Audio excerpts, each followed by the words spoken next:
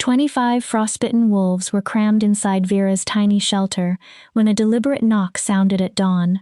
She opened the door and found 300 warriors standing in perfect formation across the snow.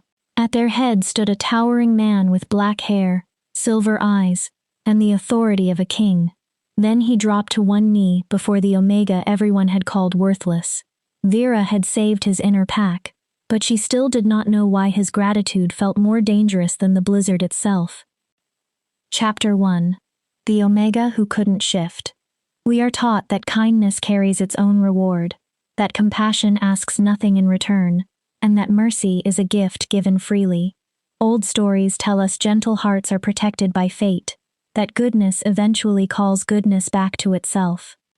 But when you are born at the lowest level of a hierarchy that measures every life by power, when your own body marks you as disposable before you ever take your first breath, you learn a harsher truth.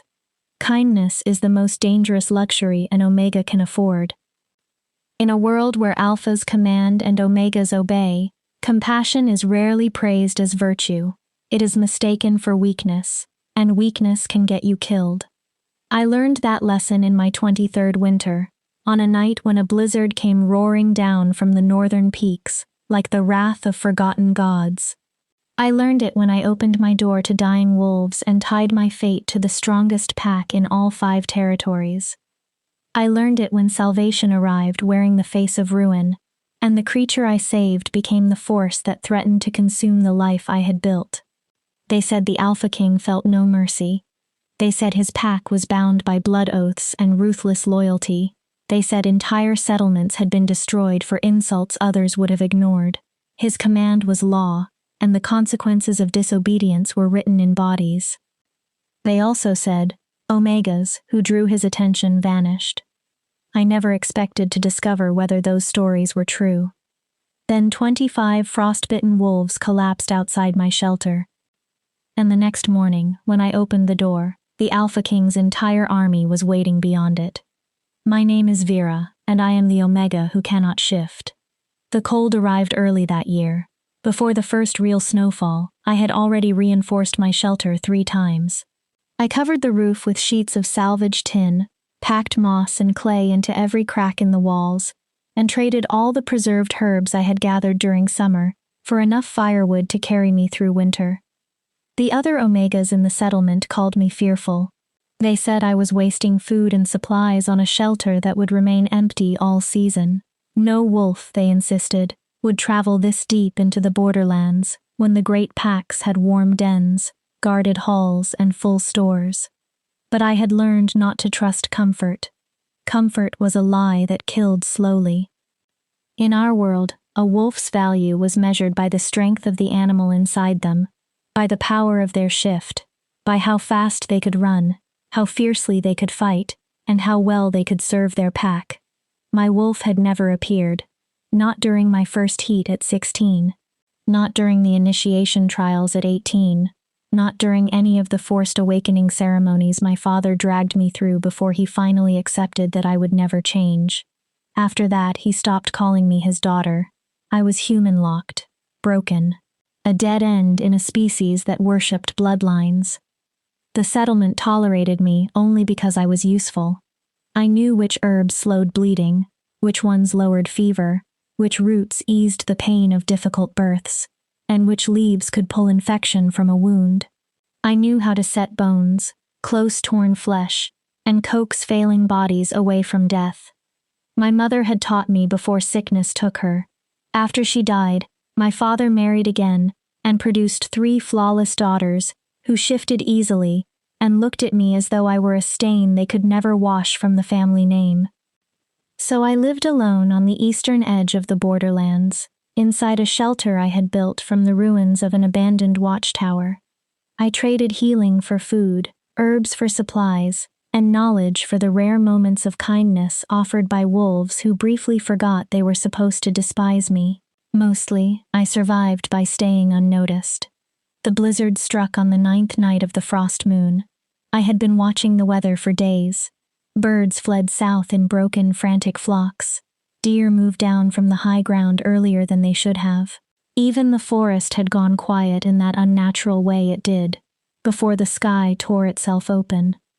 Before darkness fell, I sealed the shutters, carried in more wood, and filled every jar and bucket I owned with fresh water from the creek before the surface froze solid.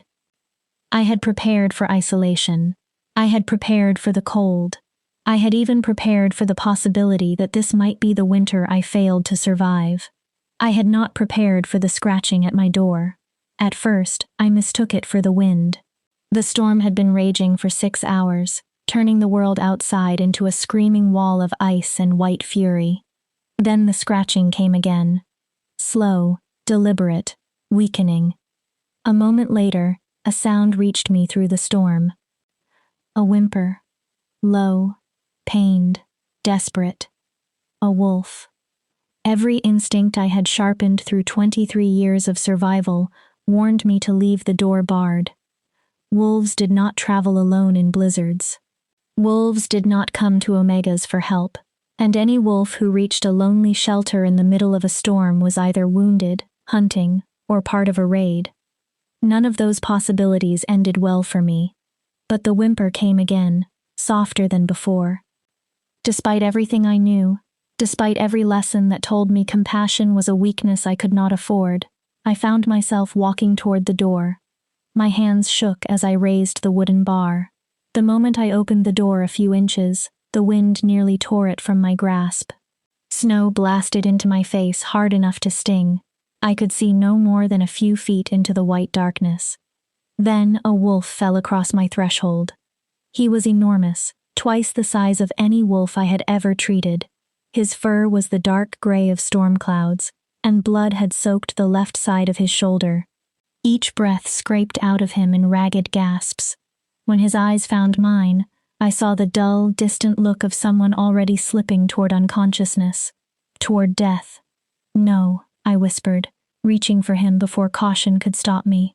"No, you are not dying on my doorstep." I caught his scruff and pulled. He was far too heavy to lift and too weak to help himself. His body barely moved. The wind screamed around us, and the cold bit through my clothes with terrifying speed. My fingers began to go numb even inside my gloves. "Come on," I hissed. "Come on." I planted my feet against the frame and dragged with all the strength I had. He slid forward a few inches, then a few more. My shoulders burned, my grip slipped. Snow gathered inside the shelter around my boots. Finally, his hind legs cleared the doorway. I slammed the door and dropped the bar into place with shaking hands. The sudden quiet felt deafening. I sagged against the wood, gasping while my heart pounded in my throat.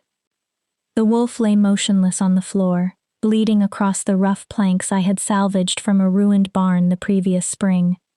He was dying, and I had just locked myself inside a tiny shelter with a predator who outweighed me by at least 100 pounds. "Brilliant, Vera," I muttered as I forced myself upright. "An excellent survival decision." But I was already crossing toward my healing supplies. My mother had taught me to separate fear from action, so I examined him with the cool focus of a healer. A deep gash crossed his shoulder, claw marks, not teeth. The blood loss was severe, but not yet fatal. His breathing was strained, though steady. His body temperature was dropping quickly. I could work with that. For the next hour, I moved without stopping. I heated water, cleaned the wound, trimmed away matted fur, sewed the torn flesh with careful, practiced stitches while he remained unconscious beneath my hands. I packed the injury with a paste of yarrow and comfrey, bound it in clean strips of cloth, and covered his huge body with every spare blanket I owned. Then I fed the fire until the shelter became almost painfully warm. Only after I had done everything possible did I collapse into my chair. That was when I heard another scratch. My blood turned cold. Then came a third. A fourth. A chorus of weak whimpers rose beyond the door, barely audible beneath the wind. There was not one wolf outside. There were many. I stood slowly, my legs shaking, and stared at the barred door. This was how I would die. Not from hunger, not from the cold, not from a raid.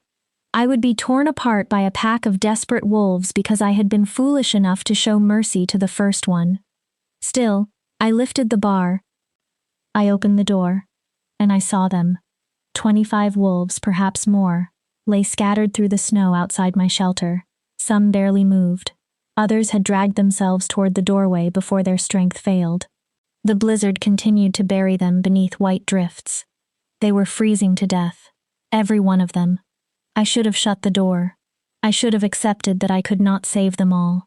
I should have protected myself.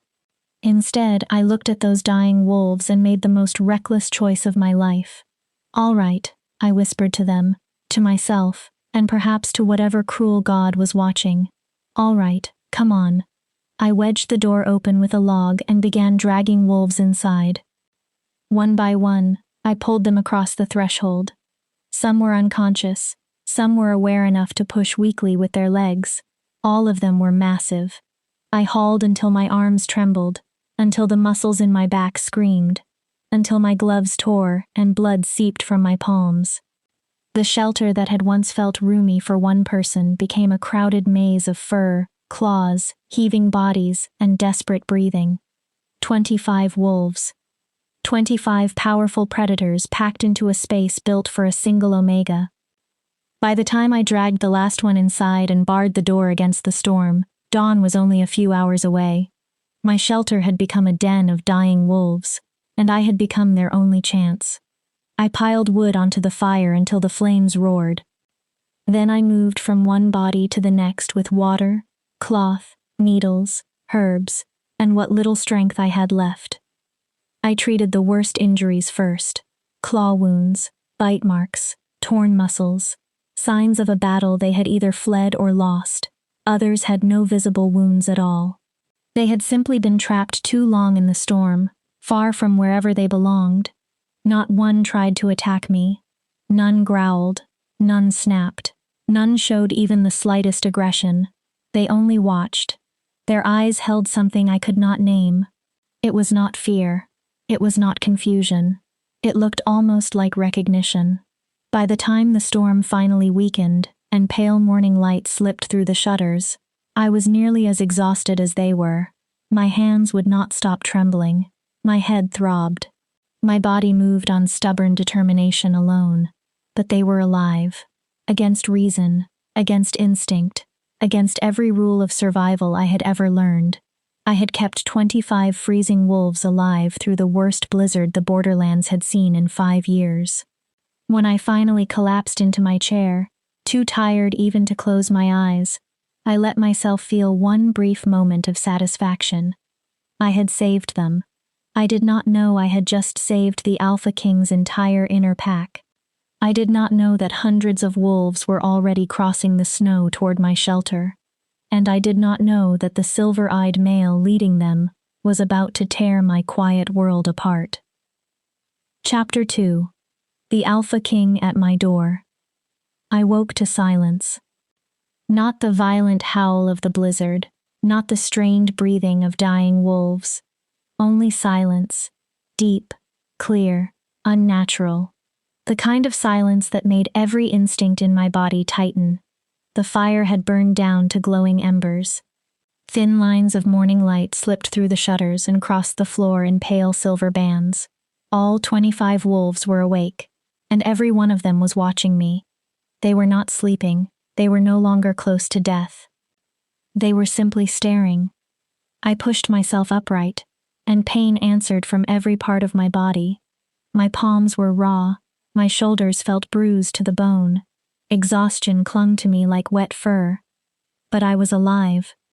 Somehow, so were they. The enormous storm-gray wolf I had dragged in first had risen to his feet. He favored his wounded shoulder, but he stood steadily. His eyes followed every movement I made with an intelligence that sent unease crawling down my spine.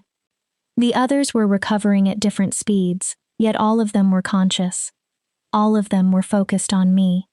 "Well," I said, my voice rough from shouting over the storm. "Good morning to you too." No wolf moved. Their attention felt almost ceremonial, as though they were waiting for me to say or understand something. I had treated injured wolves before. Strays. Young wolves separated from their packs. Hunters hurt near the borderlands. None had ever looked at me this way.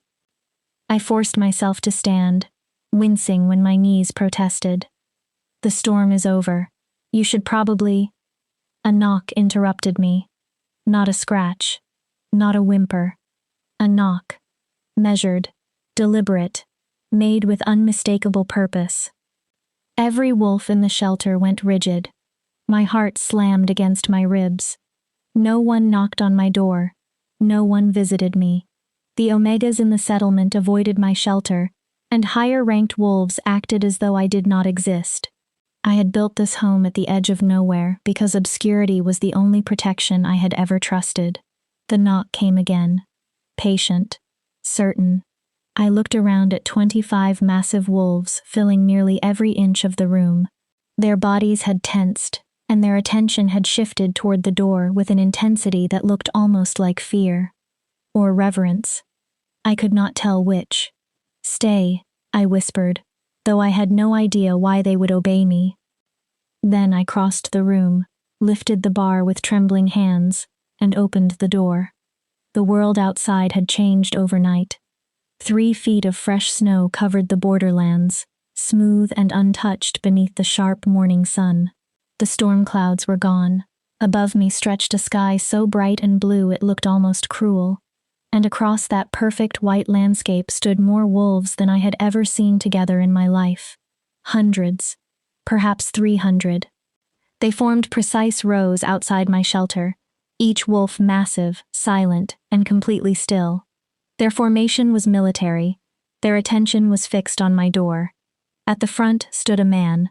He was the one who had knocked.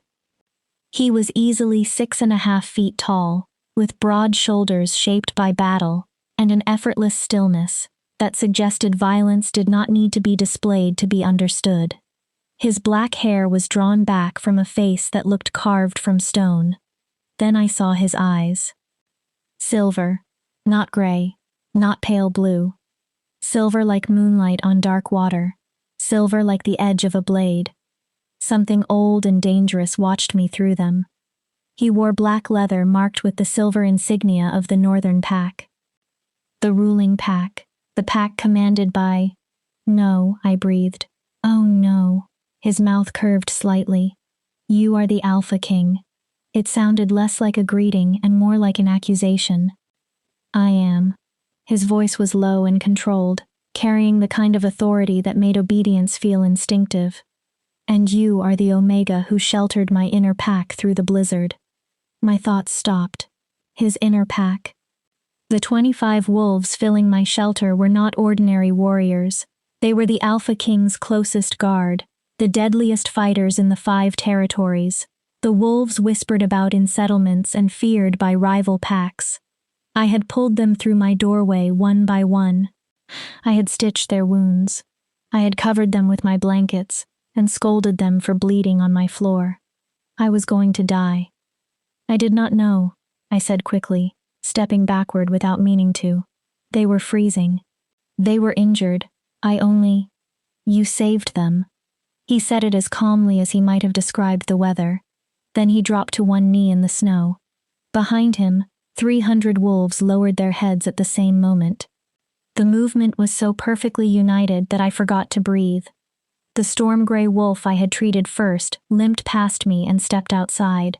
He took his place at the Alpha King's right side. Only then did I understand. He was not simply one member of the inner pack. He was the second. The King's most trusted commander. You saved my second, the Alpha King said, still kneeling. You saved 24 of my finest warriors. You opened your home in the middle of a deadly storm, when every reasonable instinct should have told you to leave them outside. His silver gaze did not leave mine. You are owed a debt that gratitude alone cannot satisfy. Get up, I said. Panic sharpened my voice. Please, you do not owe me anything. I was only doing what... What is your name, Omega? The question cut through my words. I swallowed. Vera. Vera. He repeated it slowly, as if learning the weight of it. I am Kai, Alpha King of the Northern Pack. Lord of the 5 territories, and keeper of the blood oaths. He rose in one smooth motion. Suddenly, he towered over me again. He stood close enough for me to catch the scent of pine, snow, leather, and something wild beneath his skin. And you, Vera, have put me in an impossible position. My stomach dropped. I do not understand. The blood debt. He gestured toward his second and the army behind him. Under the old laws, when one person saves a pack member, that pack owes a debt. When someone saves a wolf of the inner pack, the debt belongs to the whole pack. He paused. When someone saves 25 inner pack wolves, including the second, the debt becomes impossible to repay by ordinary means. A spark of something almost amused crossed his eyes. I do not want repayment, I said. I do not want money, status, recognition, or anything else. Forget this happened. Forget? He said the word as though it had no meaning. You want me to forget that a human locked Omega, living alone at the edge of the borderlands, risked her life for my warriors? That she worked until dawn to heal them? That she gave them every blanket, every herb, every piece of wood she owned? He leaned closer. Tell me, Vera, do you know what people say happens to Omegas who attract my attention? The old rumors rushed back. Omegas disappearing. Omegas taken from settlements and never seen again. Stories spoken only in whispers beside low fires. I have heard things, I said. What things? That they disappear. And what do the stories claim I do to them? My mouth went dry. That you take them, hurt them, kill them. I could barely force out the final words. For a long moment, Kai studied me without expression. Then he threw back his head and laughed. The sound rolled across the snow like thunder. It was deep, genuine, and completely unexpected. When he finally looked at me again, something almost warm touched his face. Oh, little healer, you truly believe I came here to abduct you? I said nothing. No, he said firmly, I will not harm you. His expression changed, the humor disappearing beneath authority. But I am going to offer you a choice, and you will dislike both options. My hands tightened at my sides. What choice? Option 1. You accept a permanent place in my pack. You come to the Northern Keep and serve as my personal healer. You will have status, protection, resources, and everything required to practice your craft. You will never lack food, shelter, or medicine again. No one will question your worth. No one will dare touch you. For one dangerous moment, the offer sounded like every secret dream I had forbidden myself from wanting. A respected position, safety, purpose, a place where my skills mattered more than my missing wolf. That was precisely why I did not trust it. And option 2? I asked. Kai smiled with the sharpness of broken glass. I leave 300 wolves outside your shelter in permanent debt service until you accept option 1. I stared at him. They will hunt for you, guard you, escort you, and follow you everywhere. They will make it impossible for you to continue the quiet, invisible existence you have created here. He waited a beat. So in truth, little healer, it is not much of a choice. That is not fair. My voice trembled despite my effort to steady it. No, he agreed. It is not. There was no apology in his face. But I am not asking you to admire my fairness. I am asking you to use your judgment. He swept one hand toward the wolves surrounding us. These warriors owe you their lives under pack law. The debt must be honored. You may accept it with grace and gain everything, or reject it and lose the one thing you seem determined to protect. My solitude. Exactly. I looked over the army spread across the snow. Then I looked back into my shelter, at the patched walls, the narrow bed, the worn table, and the life I had built with my own hands from ruins and rejection. Finally, I looked at Kai. His silver eyes seemed to see through every defense I had spent years constructing. He was right. There had never been a real choice. If I come with you, I said carefully, what exactly will you expect from me? Something moved across his expression, surprise perhaps, that I had begun negotiating instead of simply refusing. You will serve as healer to my inner pack. You will live inside the keep with rank equal to my advisors. You will control your work and your personal life, with one exception. What exception? He stepped closer. You will be under my direct protection. You will not travel without an escort. You will not speak privately with outsiders without my knowledge. And you will never again place yourself in danger as you did last night. His voice lowered. I do not lose wolves I claim, Vera. Not to battle, not to storms, not to their own reckless compassion. His gaze locked onto mine. If you become mine, you remain mine. Do you understand? The word mine moved through me with an unexpected heat that was not entirely fear. And if I refuse? I asked, though I already knew. Then I hope you enjoy company. 300 wolves will become your permanent shadows. I turned toward my shelter one final time.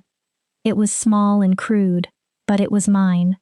It was the place that had saved me when my family had abandoned me, and my settlement had decided I was worthless. I thought of the storm gray wolf whose shoulder I had stitched without knowing his rank. I thought of the other 24 who had trusted me while their lives hung in the balance. I thought of 23 years spent being told I was broken, useless, and disposable. For one night I had been none of those things. I had been necessary, essential. I need 3 days, I said. Kai's brow lifted. To organize my supplies, to settle what little business I have, to say goodbye to. I glanced toward the empty borderlands. To what? I had no friends who would mourn me, no family who would ask me to stay. But I needed time to understand what I was about to surrender. 3 days, Kai agreed after studying me. My second will remain here with 24 guards. I do not need 300 wolves. I do not need 25. His voice turned mild. Choose. I clenched my jaw. 25. Excellent. He turned toward the storm gray wolf. The animal shifted almost instantly. A man stood in his place. He looked younger than Kai, perhaps in his mid-20s, with gray eyes, a powerful build, and a jagged scar crossing his left cheekbone. The scar aligned with the wound I had sewn during the night. Thorn will see to your needs, Kai said. I do not have needs. That remains to be seen. He looked back at me, and for the first time his expression became impossible to read. Thank you for saving them, Vera. Thank you for opening your door when every reason in the world told you to keep it closed. Before I could answer, he shifted. The change happened so quickly my eyes could not follow it. One moment a man stood before me. The next, the largest wolf I had ever seen occupied his place. His fur was black as midnight. His eyes remained silver. He was magnificent and terrifying in equal measure. Kai turned and ran north. The army followed. 300 wolves poured across the snow like a dark river of muscle, fur, and disciplined power, leaving only the inner pack behind. I stood in my doorway, surrounded by 25 warriors, with no understanding of what I had agreed to. Thorn rolled his healed shoulder and grinned. Well, he said, far too entertained by my expression. This should be interesting. I stared at the wolves crowding my shelter, then at the trail their king had taken toward the north. I have made a terrible mistake. Thorn's grin widened. Oh, absolutely. He leaned against the frame as though we were old friends. But do not worry, little healer. We will make certain you survive it. Somehow, that was not comforting at all. Chapter 3. The 3 Days of Truth. The first thing Thorn did after Kai left was reorganize the space around my shelter. You cannot seriously expect all 25 of you to remain inside, I protested, as he directed wolves into positions around the clearing. There is barely room for 5 of you. We are not remaining inside, Thorn replied, his gray eyes bright with amusement. We are remaining close. There is an important difference. He pointed toward the wolves already forming a wide circle around my home. You keep your space. We fulfill our duty. Everyone is satisfied. This is ridiculous. This is pack law. When he turned toward me, the humor in his expression remained, but steel appeared beneath it. You saved our lives, Vera. Every wolf here would be frozen beneath the snow if you had not opened your door. Do you honestly believe we are going to let you disappear now? I wanted to tell him I had lived alone for years without a guard. I wanted to remind him that I was capable of caring for myself. Then I saw the way the others looked at me, not with pity, not with contempt, with something close to reverence. The intensity of it made me uncomfortable. Fine, I muttered. Stay outside. I need room to think. Thorn's expression softened. You have 3 days, little healer. After that, everything changes. Use the time well. He shifted into his storm gray form and joined the perimeter. I went back inside alone, carrying the growing suspicion that I had exchanged one kind of cage for another. On the first day, I tried to live as though nothing had changed. I counted my stores. I examined the herbs drying from the rafters. I checked preserved food, spare cloth, needles, bandages, and the precious medicines I had spent years gathering. I made careful lists of what I could carry north, what I would have to leave behind, and what might survive the journey to the keep. Outside, the wolves watched through the windows. They were not threatening. They did not crowd the door or invade my space. They simply watched as though I were something valuable that might vanish the moment their attention drifted. By mid-afternoon, I could no longer bear it. I grabbed my gathering basket and opened the door. I need to collect winter plants before the next snow covers them. I am going to the eastern ridge. Thorn shifted into human form and immediately fell into step beside me. I will go with you. I do not need an escort. Indulge me. His tone was light, but the words were not a request. We walked through the snow-covered forest in silence. I searched beneath trees and around exposed stones for the hardy plants that survived cold weather. Thorn followed several paces behind, quiet and watchful. After nearly an hour, my patience broke. Why are you truly here? I demanded, turning on him. Do not repeat the words pack law or blood debt. Kai could have thanked me and left. Instead, he has practically conscripted me into his pack and assigned his entire inner guard to watch me. I tightened my grip on the basket. Why? Thorn studied me for a long moment. You have no idea what you did, do you? I pulled injured wolves out of a storm. You pulled the Alpha King's inner pack out of a storm, he corrected. Do you know why we were in the borderlands during a blizzard? I shook my head. We were hunting traitors. The humor disappeared from his face. 3 packs in the southern territories have been organizing a rebellion. They want to overthrow Kai, destroy the alliance, and restore the old laws. Under those laws, power belonged to whoever could take it, and Omegas like you were property rather than people. He stepped closer. We tracked the rebels to a compound near the border. The fight went badly. We were outnumbered and outmaneuvered. Then the blizzard struck and separated us from the main force. His gray eyes hardened at the memory.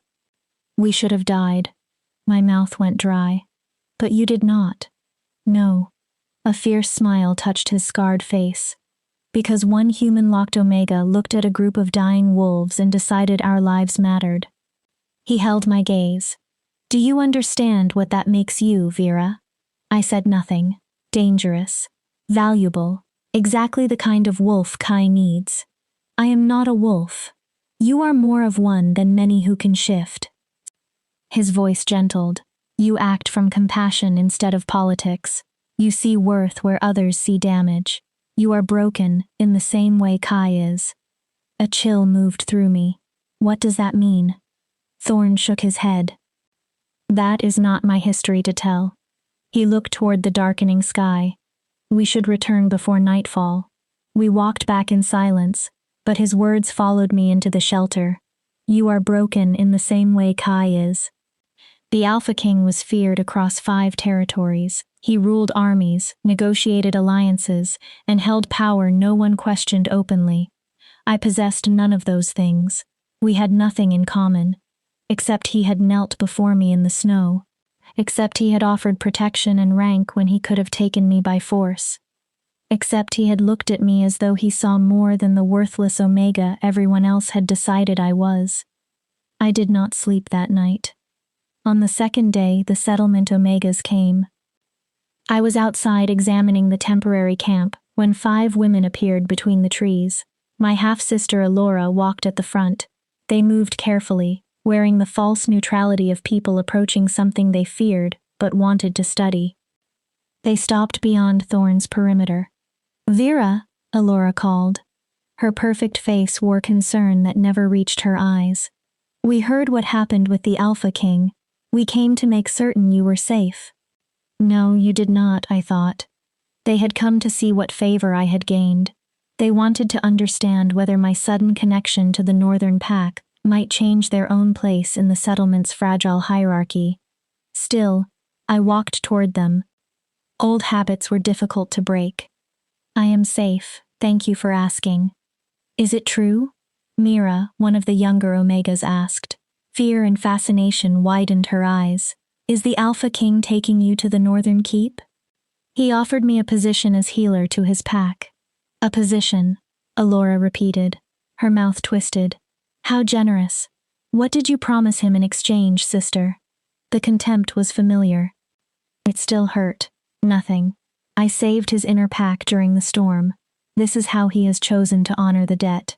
By dragging you away from your home?" She gave a brittle laugh. "How romantic." Elora stepped closer, and the emotion beneath her controlled expression finally revealed itself. Jealousy. Sharp, bitter, unhidden. "You have always been strange, Vera. You chose herbs and dying strangers instead of finding a proper mate. You built a shelter at the edge of nowhere, and lived like an exile when you could have tried to belong." Her eyes swept over the wolves surrounding us. "And now, somehow, you have attracted the attention of the most powerful alpha in the territories." She laughed again, this time without humor. "How long do you think it will take before he realizes his mistake?" "Alora, we all know why you saved those wolves," she continued, raising her voice. "You were desperate. Desperate to matter. Desperate to be useful. Desperate for someone to see value in a broken Omega who cannot even shift." Each word struck a wound she knew exactly how to find. You gambled your life because you needed proof that your existence meant something. And by some impossible chance, the gamble worked. She leaned closer. "But do not imagine it changes what you are." The worst part was that some of what she said was true. I had wanted to matter. I had wanted to be necessary. I had wanted, just once, to prove that my life possessed value. That is enough. Thorn's voice sliced through the clearing. He had moved between us without my noticing. His entire body radiated controlled threat. Alora paled. "I did not mean—" "Yes, you did." His gaze moved over all 5 women. "You will speak to the future pack healer with respect, or you will leave immediately." Alora stiffened. "She is my sister, and she is under the Alpha King's personal protection." Thorn's expression became cold. "Any insult against her is an insult against him. Any attempt to harm her will be answered by the full strength of the Northern Pack." He smiled, and there was nothing friendly in it. "And any Omega who believes Vera is lesser because she cannot shift should remember that she accomplished more in one night than the rest of you have managed in your entire lives." The women fled. All except Alora. She remained for one final moment, her face twisted with an emotion I could not name. Then she turned and walked away, her spine rigid with restrained fury. I stood in the snow, shaking. "You did not have to do that," I said. "Yes," Thorn replied. "I did." The threat left his posture. When he looked down at me, his expression was unexpectedly kind. "You are Pack now, Vera, or you will be in 2 days. Pack protects its own." "I am not Pack yet. Aren't you?" He gestured around the clearing. 25 of the deadliest warriors in the 5 territories watched me with unwavering attention. "They chose you the moment you opened your door," Thorn said.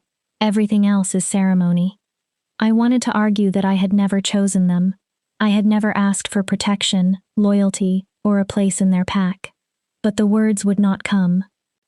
Some damaged part of me, the part that had spent 23 years hearing that I was unwanted, felt dangerously grateful that someone had finally chosen me, even if I did not yet understand what that choice would cost.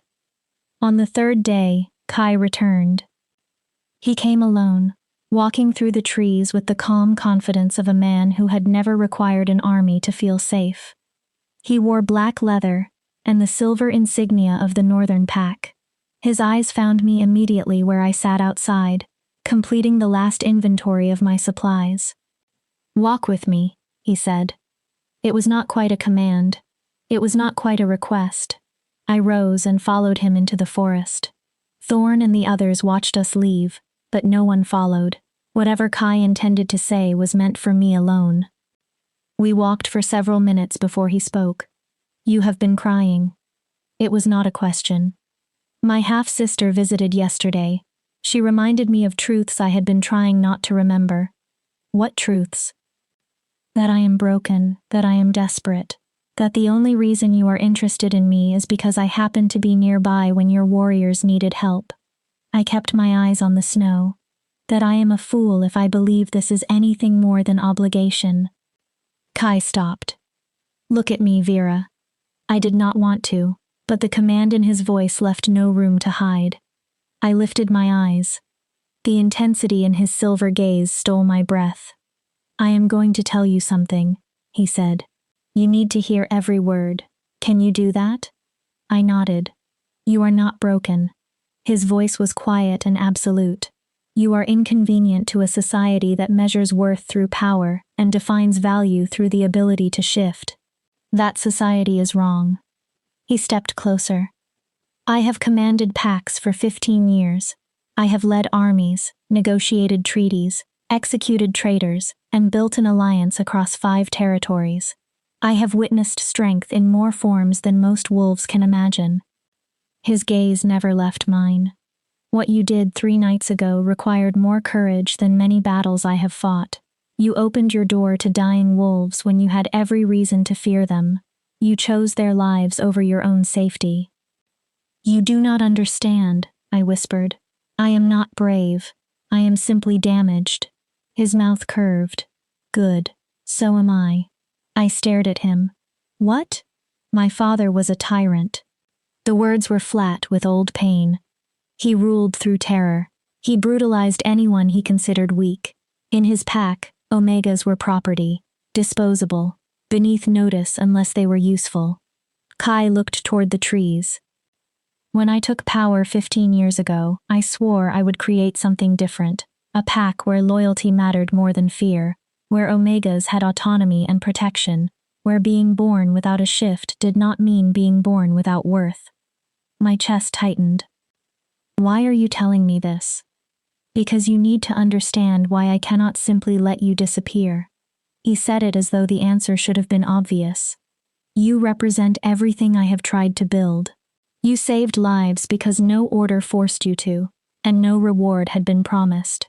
You did it because your compassion was stronger than your instinct to survive." He lifted one hand and gently tipped my chin upward. "You are not convenient, Vera. You are essential." His silver eyes held mine with unwavering force. "If you join my pack, it will not be because I am paying a debt. It will be because I have spent 15 years searching for someone exactly like you, and I am not foolish enough to let you vanish now that I have found you." The words struck with the force of a wave. I could not think around them. "I do not understand." "You will." His fingers left my chin, but he did not step away. 3 days ago, you opened your door to my wolves. Tomorrow, I am asking you to walk through mine, not as repayment, not as obligation, as a choice. His voice lowered. My pack needs a healer who recognizes value in damaged things. He paused, and something changed in his eyes. And I need someone who does not turn away from monsters. I am afraid, I admitted. I am terrified. Good. His smile was almost gentle. Fear means you understand the danger. The question is not whether you are afraid, little healer. He leaned closer. The question is whether you are brave enough to come anyway. We stood in the white silence of the forest, the Alpha King and the Omega no one wanted. The choice settled over me with physical weight. I could remain in my small shelter, protected by loneliness and invisibility, or I could follow him into a future filled with power, danger, and possibilities I had never allowed myself to imagine. I need you to promise me something. Name it. If I come with you, I need real autonomy, not comforting words about status while you control every part of my life. I must know I am choosing this for myself, not because you trapped me between two impossible options. Kai considered me for a long moment. Then he nodded. You will control your work, your quarters, and your life inside the keep. You will answer to no one except me. I will never order you to violate your conscience or your duty as a healer. He paused. But your safety is not negotiable. Escorts, guards, and protection remain. It was more than I expected, more than I had dared to ask. All right, I said. His eyes sharpened. All right? I will come with you. Just like that? I met his gaze and felt something unfamiliar stir beneath my fear. Hope. You said you needed someone who was not afraid of monsters. I drew a slow breath. Perhaps I need someone who is not afraid of broken things. Kai smiled, and the warmth of it transformed his entire face. Then we have an agreement, little healer. He turned back toward the shelter. At dawn, your new life begins. I followed him with my heart pounding from equal parts dread and anticipation. By the next morning, everything I knew would change.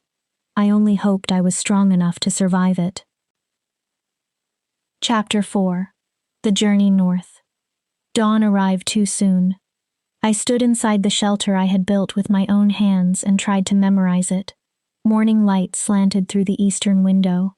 Dried herbs hung from the rafters, filling the air with familiar scents. Moss and clay still marked the walls where I had sealed the cracks during my first brutal winter alone.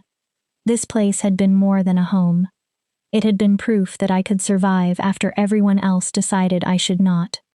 Now I was leaving it behind. Ready? Thorn stood in the doorway, his gray eyes softer than usual. Behind him, the rest of the inner pack had already formed for the journey. Their breath drifted in white clouds through the frozen air. No, I answered honestly. I do not think I ever will be. He smiled. That is close enough. Come on, Kai is waiting. I lifted the small pack containing everything I could not bear to leave. A few essential herbs, my mother's needle case, 2 medical texts with cracked spines, spare clothes, nothing more. The rest would remain inside the shelter, waiting for a woman who might never return. The thought tightened my throat. Outside, the borderlands glowed in shades of blue and silver. The sun had only begun to rise over the eastern ridge. Kai stood at the head of the 25 wolves, already dressed for travel in dark leather and heavy furs. When his silver eyes met mine, a painful pressure formed beneath my ribs. Last chance, he said quietly when I approached. Say the word and I will leave you here. We both knew the offer was not entirely honest. He had already explained that the blood debt would not allow his pack to abandon me. Even if he left, guards would remain. Still, the gesture mattered. I am coming. I hoped my voice sounded more certain than I felt. Kai nodded and glanced at his second. Thorn will carry your pack. You will ride with me. I blinked. Ride? The keep is 2 days north in winter conditions. You cannot cover that distance on foot. He began to say something about shifting, then stopped as understanding crossed his face. Right, you cannot. The old shame rose instantly. I can walk. I will be slower than wolves, but I can manage. You will ride, Kai said. His tone ended the argument. Thorn, shift. The second changed at once. The storm-gray wolf stood before me, massive enough that his back reached nearly to my chest. Kai looked at me expectantly. Realization arrived with horror. You want me to ride a wolf? I want you to ride my second. He is steady, experienced, and will not throw you if we encounter danger. Kai's mouth twitched. Unless you would prefer to ride me. Heat flashed through me so suddenly that I nearly stepped backward. No, Thorn is fine. Thorn is perfect. Kai's smile became distinctly wolfish. A pity. Perhaps another time. Before I could answer, he placed his hands at my waist and lifted me onto Thorn's back. The wolf's fur was thick and warm beneath my fingers. I settled awkwardly, painfully aware that I had no idea how to balance on a moving animal, especially one large enough to carry a warrior into battle. Hold his fur, Kai instructed. Use your knees for balance. Whatever happens, do not fall. He glanced down at Thorn. His pride would never recover. The wolf beneath me made a low sound that resembled laughter. Then Kai shifted. The transformation remained too fast to follow. His enormous black wolf landed silently in the snow, silver eyes bright against midnight fur. He turned north.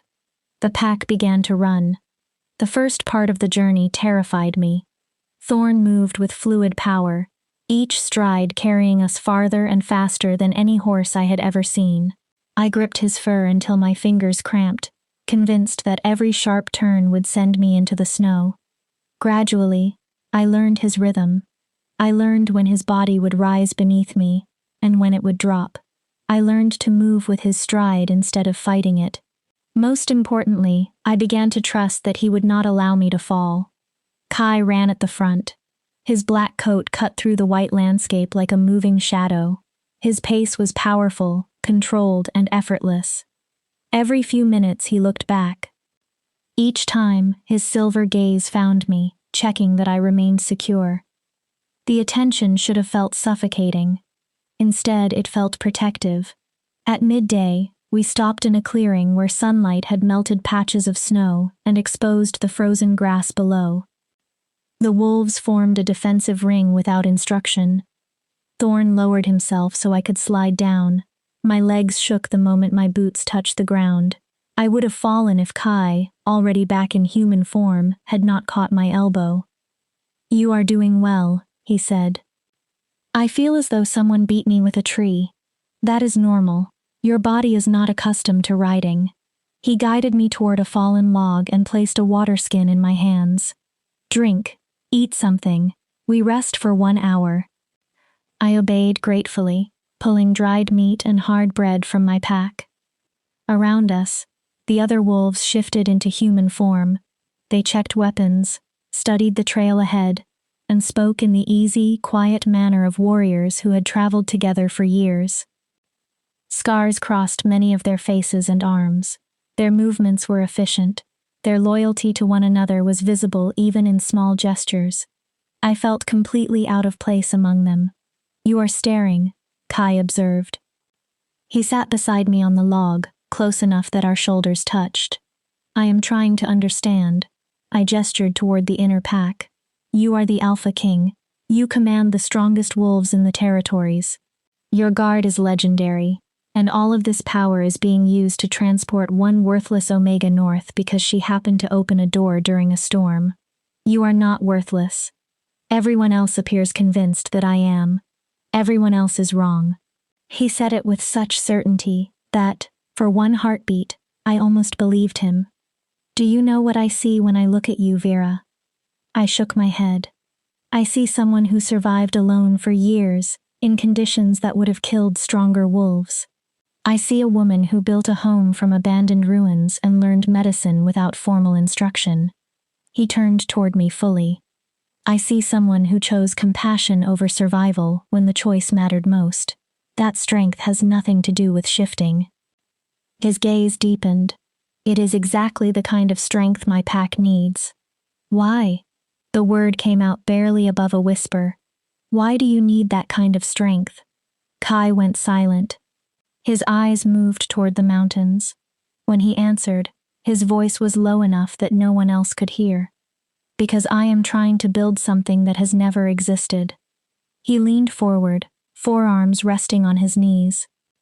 "A pack where authority comes from competence and loyalty, not only physical dominance. A place where Omegas possess agency, where betas have a voice, and where every wolf has a chance to matter, regardless of birth. He looked back at me. But the structure is fragile. The old guard wants my father's hierarchy restored. They see every reform as weakness. They are waiting for any failure that allows them to challenge me and fracture the alliance. What does that have to do with me? Everything. His smile was sharp. You are a symbol, little healer, an Omega who saved the Alpha King's inner pack, an Omega who earned a place at the Northern Keep through action rather than bloodline or favor. The meaning settled over me slowly. If you succeed, he continued, if you hold authority and earn respect, then every reform I have made becomes harder to dismiss. You prove that the new way works. Understanding hit with uncomfortable force. You are not simply giving me a position. You are making a political declaration. Yes. And if I fail, then I fail beside you. He answered without hesitation. But I do not believe you will fail. I believe you will surprise this pack, your enemies, and yourself. I wanted to accept his confidence, but 23 years of rejection could not be erased by a few powerful words. What if you are wrong about me? I am not. Kai stood and offered his hand. We should continue. I want to reach the northern watchtower before dark. I placed my hand in his. His grip was warm, steady, and stronger than necessary. He pulled me upright, then held on for one lingering moment before releasing me. Kai. He turned. Thank you for... The words failed. I gestured helplessly. For seeing something worth saving. His expression softened in a way I had not witnessed before. Always, little healer. Then he shifted, and the pack began moving north again. We reached the northern watchtower as the sun sank behind the mountains. The structure had been built directly into the rock, a vast military fortress with walls 20 feet high and guarded towers at every corner. Wolves patrolled the battlements, watching the passes with sharp, disciplined attention. Kai led us through the gates. The change in atmosphere was immediate. Every wolf wearing Northern Pack insignia stopped and saluted as he passed, fist to heart and head bowed. Kai acknowledged each gesture with a slight nod, carrying himself with the calm command of someone born to rule. I had known he was king. Seeing the obedience his presence inspired made the truth feel different, more real, more dangerous. We were assigned rooms in the eastern tower. The quarters were large, with several sleeping spaces arranged around a central hearth.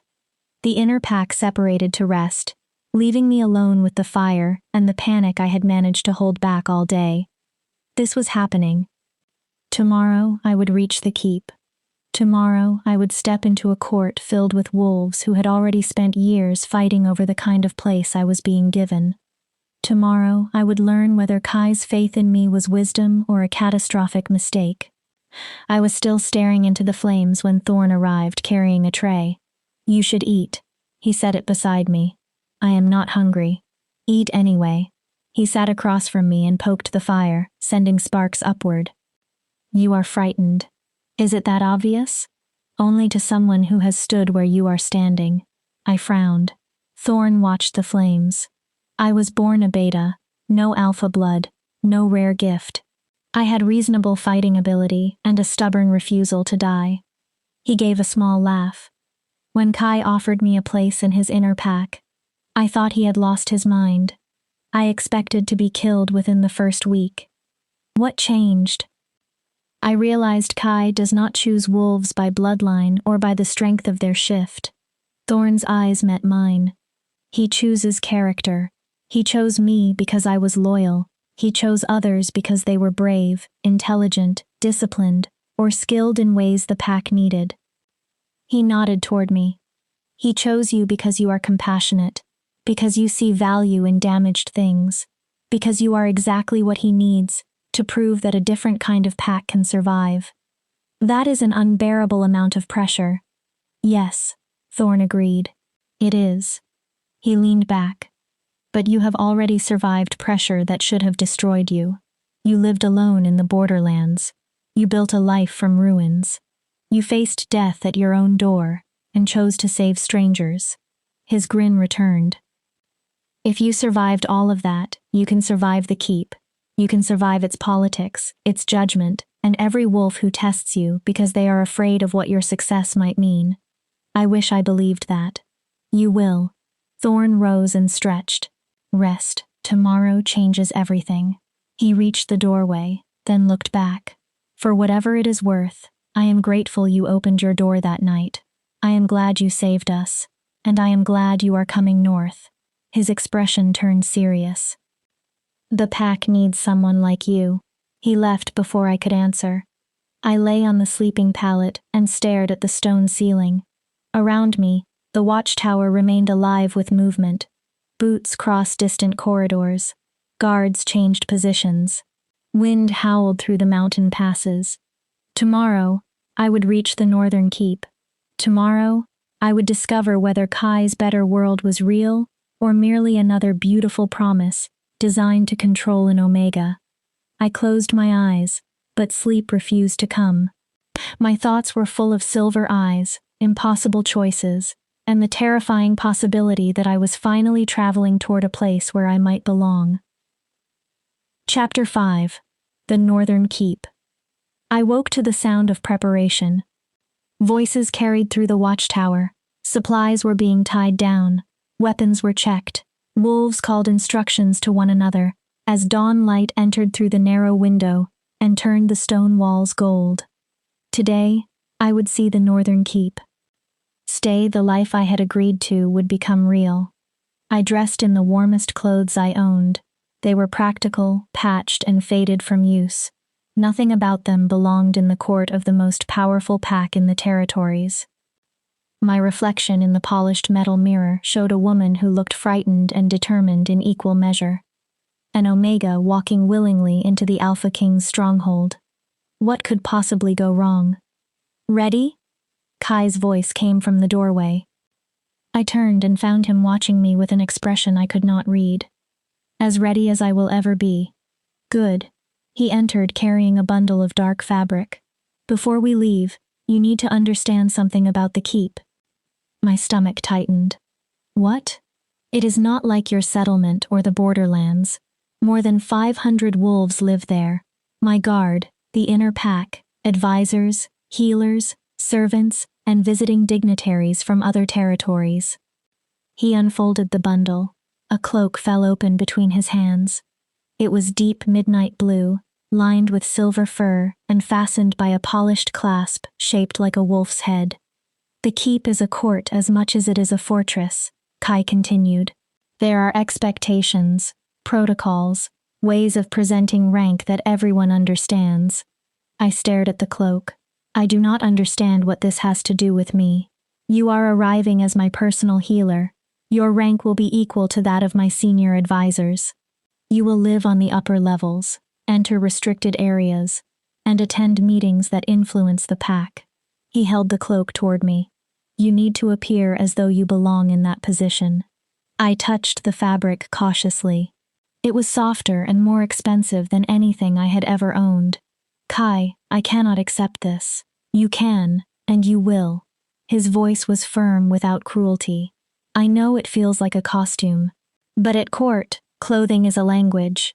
This cloak tells every wolf who sees you that you carry my protection, that you possess authority, and that dismissing you means challenging me.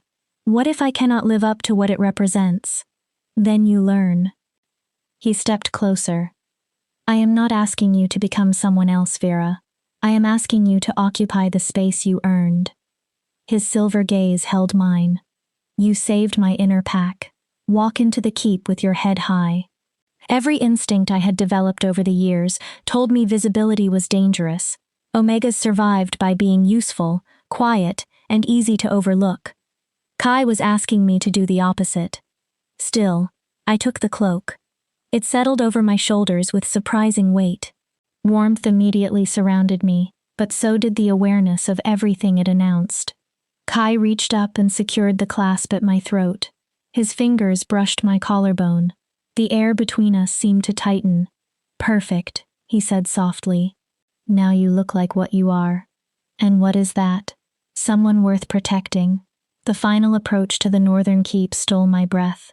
We crossed the last ridge shortly after midday, and the fortress appeared below us.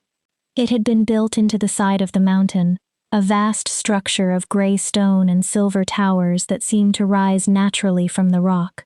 Defensive walls circled the lower levels. Watchtowers guarded each approach. Black banners marked with a silver wolf snapped in the wind. The scale was impossible. The keep could have housed 1,000 wolves. Entire levels disappeared into the mountain itself, while tall spires climbed toward the sky. This was not simply a pack house. It was a seat of power. "Home," Kai said. He had traveled in wolf form for most of the morning. Now he shifted beside me as Thorn lowered himself to let me dismount. "What do you think?" Kai asked. "I think I am dangerously unprepared." His laugh was warm. "You will manage. Come, there are wolves waiting to meet you." We descended toward the fortress. By the time we reached the main gate, a crowd had gathered. News of the Alpha King's return had clearly traveled ahead of us. So had rumors about the unknown Omega he had brought from the borderlands. The gates opened. We entered a courtyard lined with hundreds of wolves. Guards stood at attention. Courtiers wore fine clothes and carefully neutral expressions. Servants paused in their work. Every face turned toward me. They saw a strange Omega wearing the color of the Alpha King's protection. They saw me walking beside him instead of behind him. They saw a challenge to everything some of them believed. Kai did not slow. He crossed the courtyard with effortless authority, and the crowd parted before him. I followed, my heart striking hard against my ribs. The main doors of the keep were carved with ancient battles and running wolf packs. Inside, the halls rose higher than any building I had ever entered. Massive beams supported the ceilings. Fires burned in hearths large enough to cook whole animals. Tapestries covered the stone walls with scenes from pack history. It was beautiful. It was also filled with tension. Wolves watched us as we passed. Some looked curious, others suspicious. A few made no attempt to hide their hostility. I could feel their questions following me through the corridors. Who was I? Why had Kai brought me here? What right did an unshifted Omega have to wear that cloak? Kai led me up several flights of stairs and along a quiet upper passage. At last, he stopped before a pair of dark wooden doors. "Your quarters." He opened them. I stepped inside and stopped. The suite was larger than my entire shelter. A living room surrounded a wide fireplace. Comfortable chairs and a writing desk stood near tall windows overlooking the mountains. Through an archway, I could see a separate sleeping chamber. One wall was covered from floor to ceiling with shelves. They were already filled with books, jars, cloth, instruments, and medical supplies. "This is too much," I said. "This is appropriate for your rank." Kai crossed to the windows. "Your private treatment room is 2 doors away. It connects to the main infirmary. It has been fully supplied. Assistants are available if you want them, but you will run it according to your own judgment." He turned. "Before you argue, yes, you earned this. Yes, you belong here. And no, I will not reduce it, because you are uncomfortable receiving what you deserve." I opened my mouth, closed it, then tried again. "I do not know what to say. Say you will attempt to make this place your home." His expression softened. "Say you will give the keep a real chance." Then, more quietly, "Say you will stay." The final words held a vulnerability I had not expected from him. This was the Alpha King, a man who could command an army with one sentence. Yet he was asking.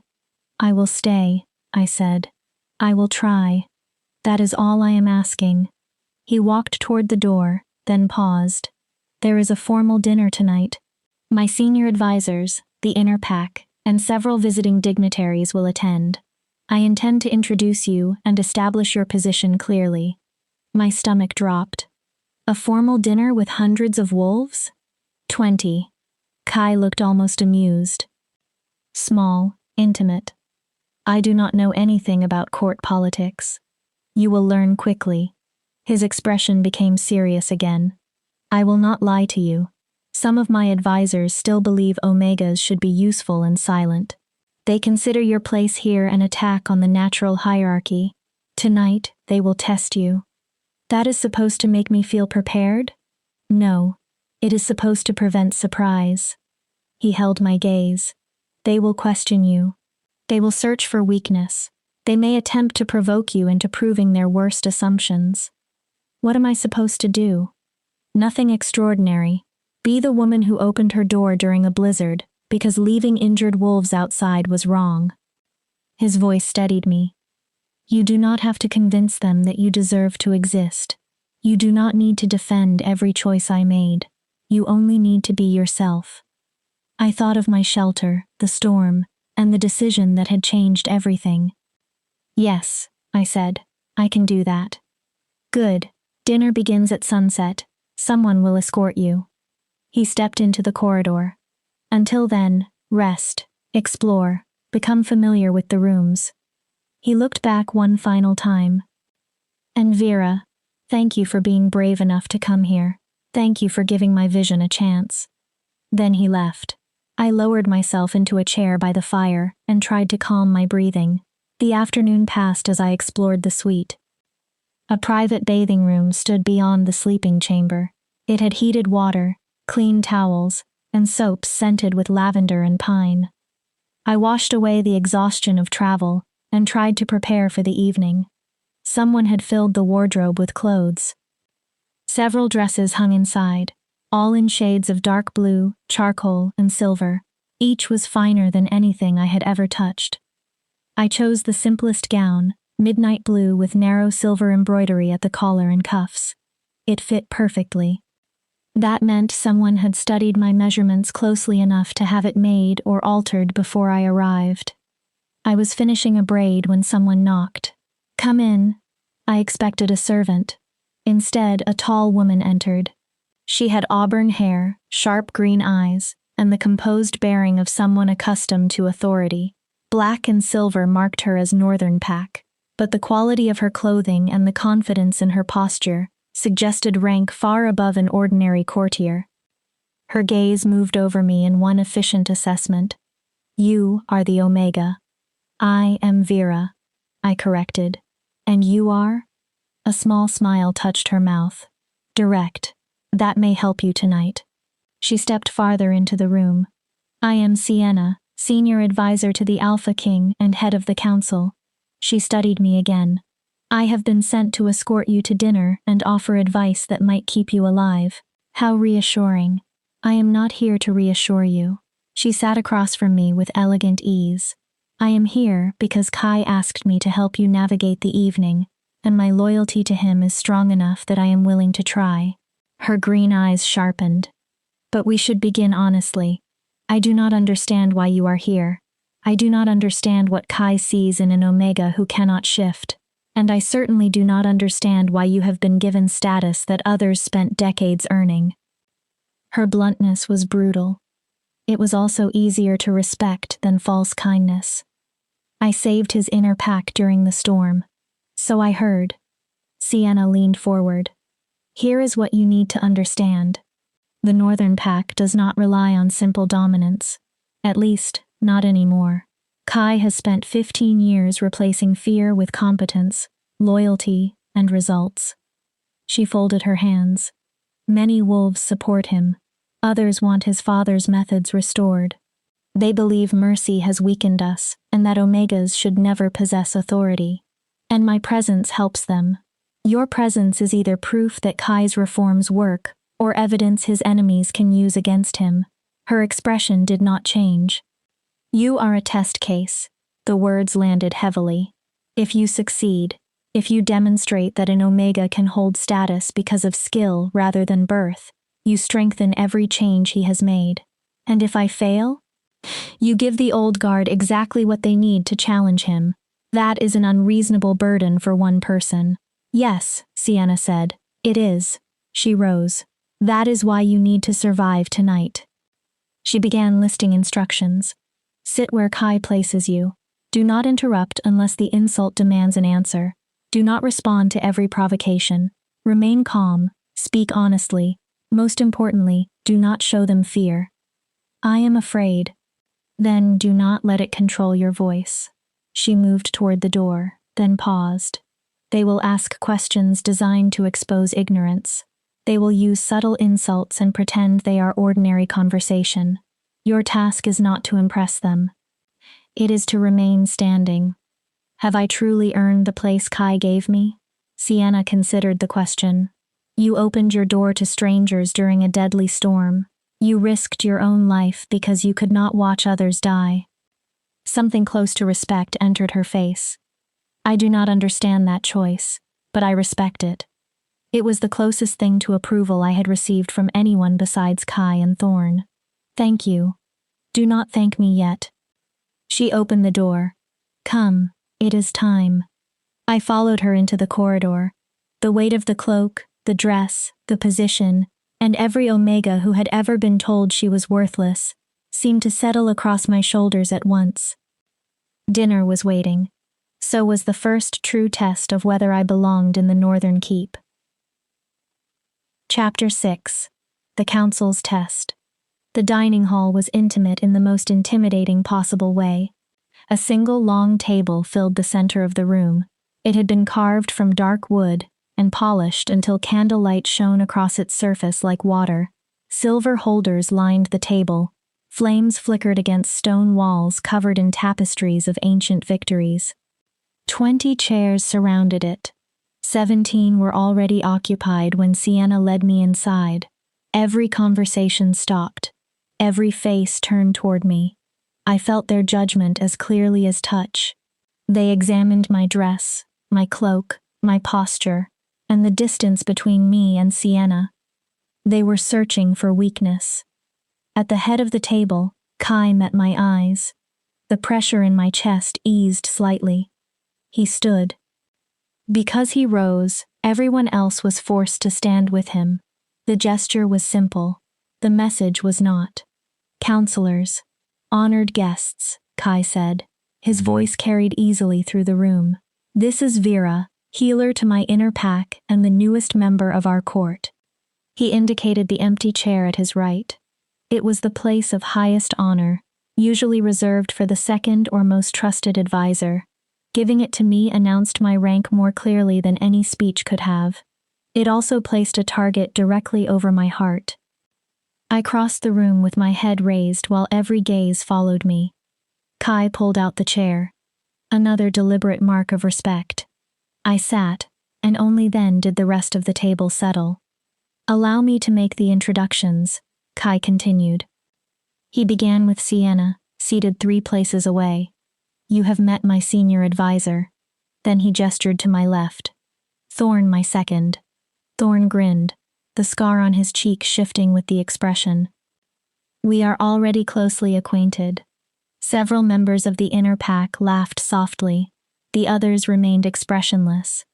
Kai moved around the table, naming military leaders, trade negotiators, council members, and representatives from the territories. The titles blurred together beneath my anxiety. The final introduction caught my full attention. And our guest from the Eastern Pack, Alpha Dominic, who is here to negotiate trade agreements between our territories. The man at the far end of the table looked to be near 50. Silver threaded his dark hair. He wore green and gold, and his eyes held the cold calculation of a predator measuring prey. Something about the way he watched me made my skin tighten. An Omega healer, Dominic said. His tone was smooth and sweet in the way poisoned honey might be sweet. How progressive, Alpha King. He leaned back. I admit I am surprised to see one seated at your council table. In the Eastern Territories, Omegas serve the pack more effectively in traditional positions. The challenge came before the first course. In the Northern Pack, Kai replied pleasantly, competence carries more weight than tradition. Vera saved 25 members of my inner pack during the blizzard. She earned her chair. Saved? Dominic repeated. Or provided a warm room. Surely any Omega with a fire could have offered shelter. Thorn went still beside me. The tension across the table sharpened. Dominic was not only insulting me, he was testing Kai. searching for weakness in his judgment. Actually, I said. My voice sounded steadier than I felt.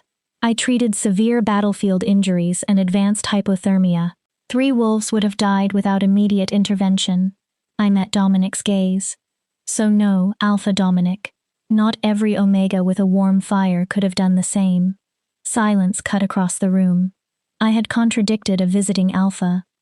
I had spoken without invitation. I had likely broken more rules than Sienna had managed to explain. But I was tired of allowing others to reduce what I had done to luck. Dominic's eyes narrowed. You have spirit. I wonder whether that spirit is supported by genuine skill or merely confidence in basic healing knowledge. I wonder whether visiting alphas commonly insult their hosts' advisors before dinner begins, I replied, keeping my tone even, or whether that custom belongs only to the Eastern Pack. Thorn made a strangled sound beside me. Several wolves lowered their faces to hide smiles. Sienna looked caught between admiration and alarm. Kai's expression remained unreadable, but approval flashed briefly in his eyes. My apologies, Dominic said, though his voice carried none. I only meant to understand what qualifies you for such unusual status. Omega healers are common. Omega healers with council rank are not. Then perhaps your experience is too narrow, Kai said quietly. The world is changing, Dominic. Packs that hold too tightly to old customs often discover they have been left behind. The warning was unmistakable. The Eastern Pack needed the trade agreement. Dominic's ability to negotiate depended on Kai's favor. Dominic inclined his head. I look forward to seeing the world you are creating. I hope it is more stable than it appears. Servants entered with the first course, allowing the conversation to shift toward hunting, weather, and territorial news. The tension did not disappear. I ate without tasting anything, aware of every movement I made. Wolves continued to study me, deciding whether I was an asset or a dangerous weakness. Kai spoke easily with his advisors, but I gradually noticed what he was doing. Whenever a question moved too close to me, he redirected the discussion. Whenever Dominic tried to turn the table toward my position, Kai returned it to pack business. He was protecting me, without making the protection obvious. Halfway through the second course, Sienna looked directly at me. You said you treated battlefield injuries. How much experience do you have with combat wounds? This was another test, but unlike Dominic's attack, it felt purposeful. Some, I answered. Most came from border disputes and hunting accidents. Claw wounds, broken bones, arrow injuries and blade cuts from conflicts with human settlements, cold exposure and hypothermia during winter. A scarred military commander leaned forward. That is specialized knowledge. Where did you study? Through necessity. When you are the only healer near the borderlands, you either learn quickly or watch people die. I held his gaze. I chose to learn. You trained yourself? Asked a female advisor with sharp, assessing eyes. No apprenticeship under a pack healer? My mother taught me the foundation before she died. Afterward, I learned through practice and every medical text I could obtain. Practice, Dominic repeated. Trial and error. How reassuring for the Alpha King's inner pack. My temper flared. The inner pack is alive because of that trial and error. Should I have left them bleeding in the snow while I waited for a healer with better credentials? I would have preferred that the Alpha King's guard not require rescue from a lone Omega, Dominic shot back. Perhaps if their training had been enough. Kai did not raise his voice. He did not need to. The words silenced the room. Dominic, your position is clear. You disapprove of my decision to give Vera a place in my court. His silver gaze hardened. But this is the Northern Pack. Here, results matter more than pedigree. Vera saved my wolves. She earned her authority. Any further challenge to her qualification will be treated as an insult directed at me. Dominic leaned back. His face became neutral, but cold promise remained in his eyes. Of course, Alpha King. I intended no disrespect. Did you not? Kai asked. His smile held no warmth. How fortunate that I am choosing a generous interpretation. The rest of the dinner continued with forced civility. The discussion moved to trade and territorial negotiations, matters on which I had little to contribute. I remained silent, grateful for the opportunity, but I still felt the judgment around me. I had made enemies merely by sitting in a chair others believed an Omega should never occupy. When the meal finally ended, Kai rose. Everyone followed. "Thank you for attending," he said. "Sienna, I expect the southern border reports by morning. Thorn, schedule combat exercises for the inner pack. I want every warrior returned to full readiness within the week." His eyes moved over the room. "You are dismissed." The council members left in small groups. Some looked at me with curiosity. Some ignored me with deliberate effort. Dominic paused at the door and held my gaze long enough to make every instinct in me warn of danger. Then he left. Only Kai, Thorn, Sienna, and I remained. "Well," Thorn said into the silence. "That went almost exactly as badly as expected." "Not entirely," Sienna replied. She studied me thoughtfully. "It could have been worse," she answered competently, did not cry, and did not flee the room. I stared at her. "By Omega standards?" "She means you exceeded expectations," Kai said. Approval had entered his voice. "Dominic was testing my strength through you. He wanted to know whether I would retreat from my decision under pressure. And did I strengthen your position or damage it?" "You strengthened it." Kai stepped closer. "You defended yourself without losing control. You demonstrated knowledge instead of demanding trust. You made it clear that you cannot be casually dismissed." A genuine smile touched his mouth. "Well done, little healer." Warmth unfolded unexpectedly in my chest. "I probably made enemies tonight." "You absolutely made enemies," Sienna said. "Dominic will tell the Eastern Pack you are arrogant. Half the council now considers you a political liability. The traditionalists are likely already planning ways to use your presence against Kai's reforms." "How comforting." "The other half is impressed," Thorn said. "The inner pack respected you before dinner. Now several council members do as well." He grinned. "And watching you strike back at Dominic was the best entertainment we have had at a formal meal in years. I am delighted my suffering improved the evening." "Your suffering improves many evenings," Kai said, but his voice was gentle. "Come. I will walk you to your quarters. You have survived enough politics for one night." Sienna and Thorn left us. Kai and I crossed the quiet halls together. "I meant what I said," he told me. "You handled yourself better than I expected. I insulted a visiting alpha. You defended yourself against a visiting alpha who was insulting me through you. There is a difference." We climbed the stairs. I became painfully aware of his nearness and the way his presence seemed to fill the corridor. "Dominic came to determine whether my reforms weakened the North," Kai continued. "By showing him that even my Omega healer could stand against him, you proved the opposite." We stopped outside my door. "What happens now?" "Now you rest. Tomorrow you meet the infirmary staff and begin learning the healing system." His expression grew serious. "It will not become easier, Vera. Tonight was only the beginning. There will be more challenges, more wolves searching for a reason to say you do not belong." "That is not encouraging." "No, this is."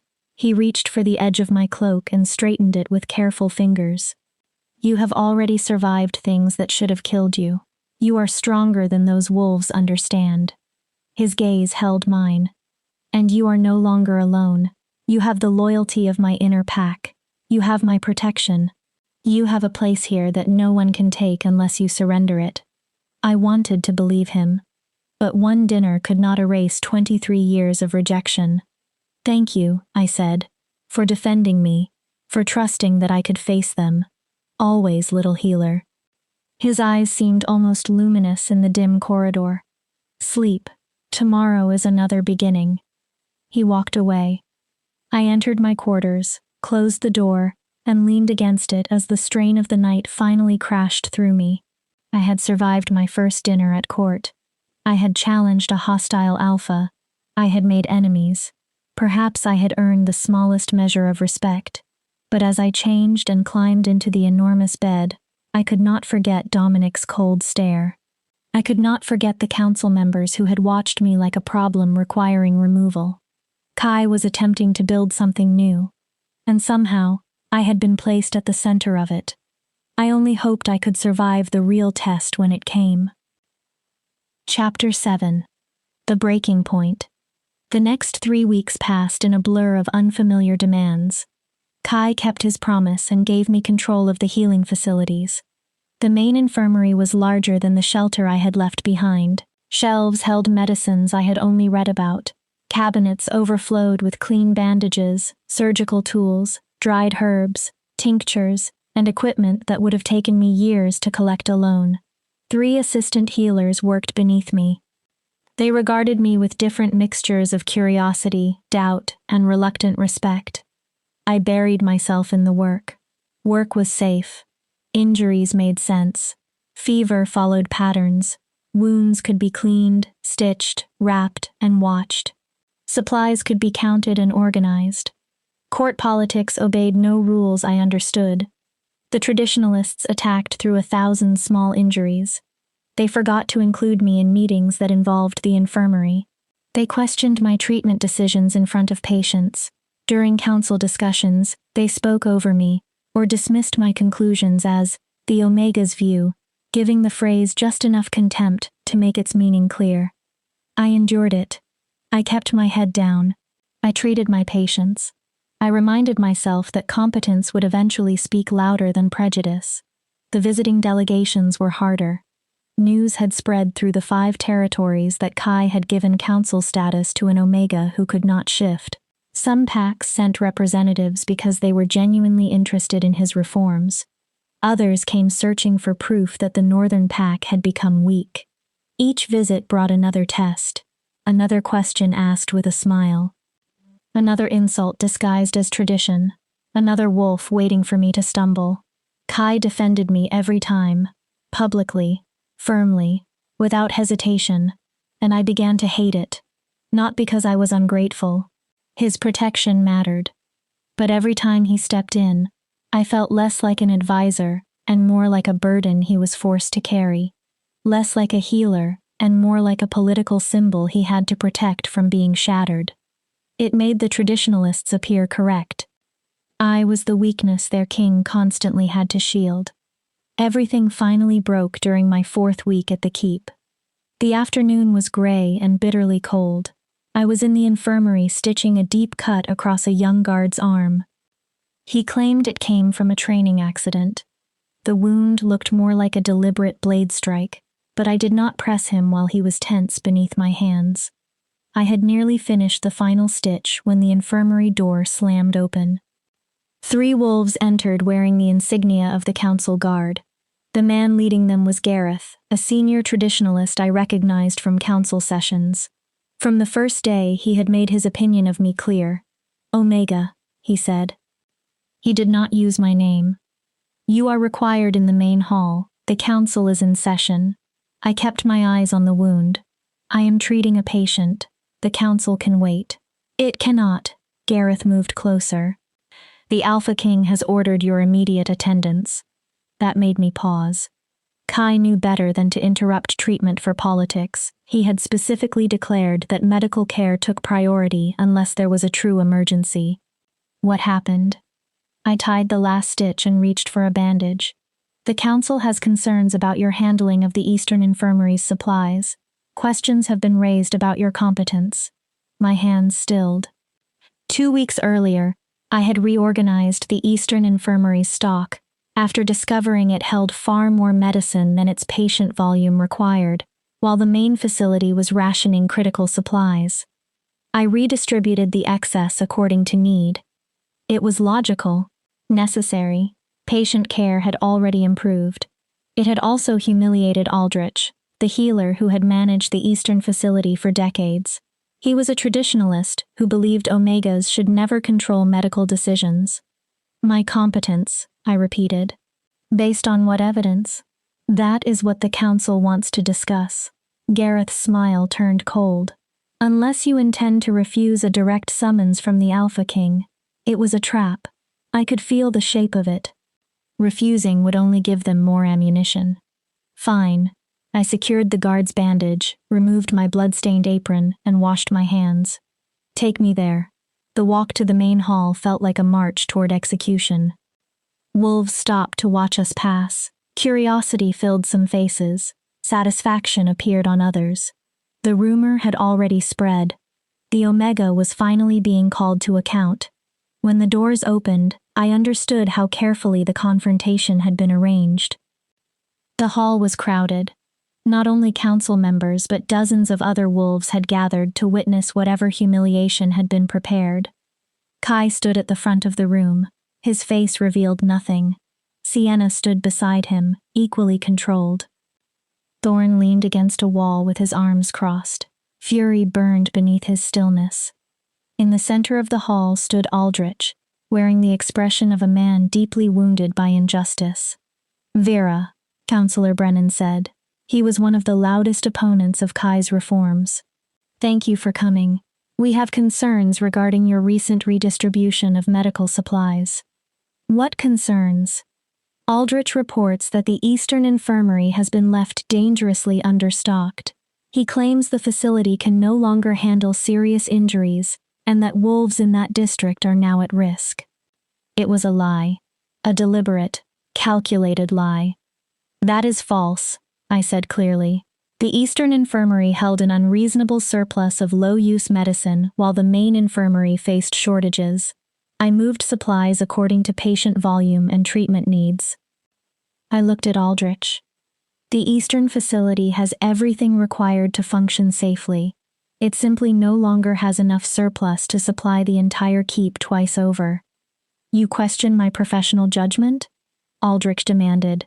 I have served as a pack healer for 30 years. You are an untrained Omega who has been here for less than a month, and you believe you understand my facility better than I do? The supply records speak for themselves. Your infirmary had enough fever medicine to treat every wolf in the keep while the main facility was rationing it. That is not responsible management. That is your interpretation, Brennan said smoothly.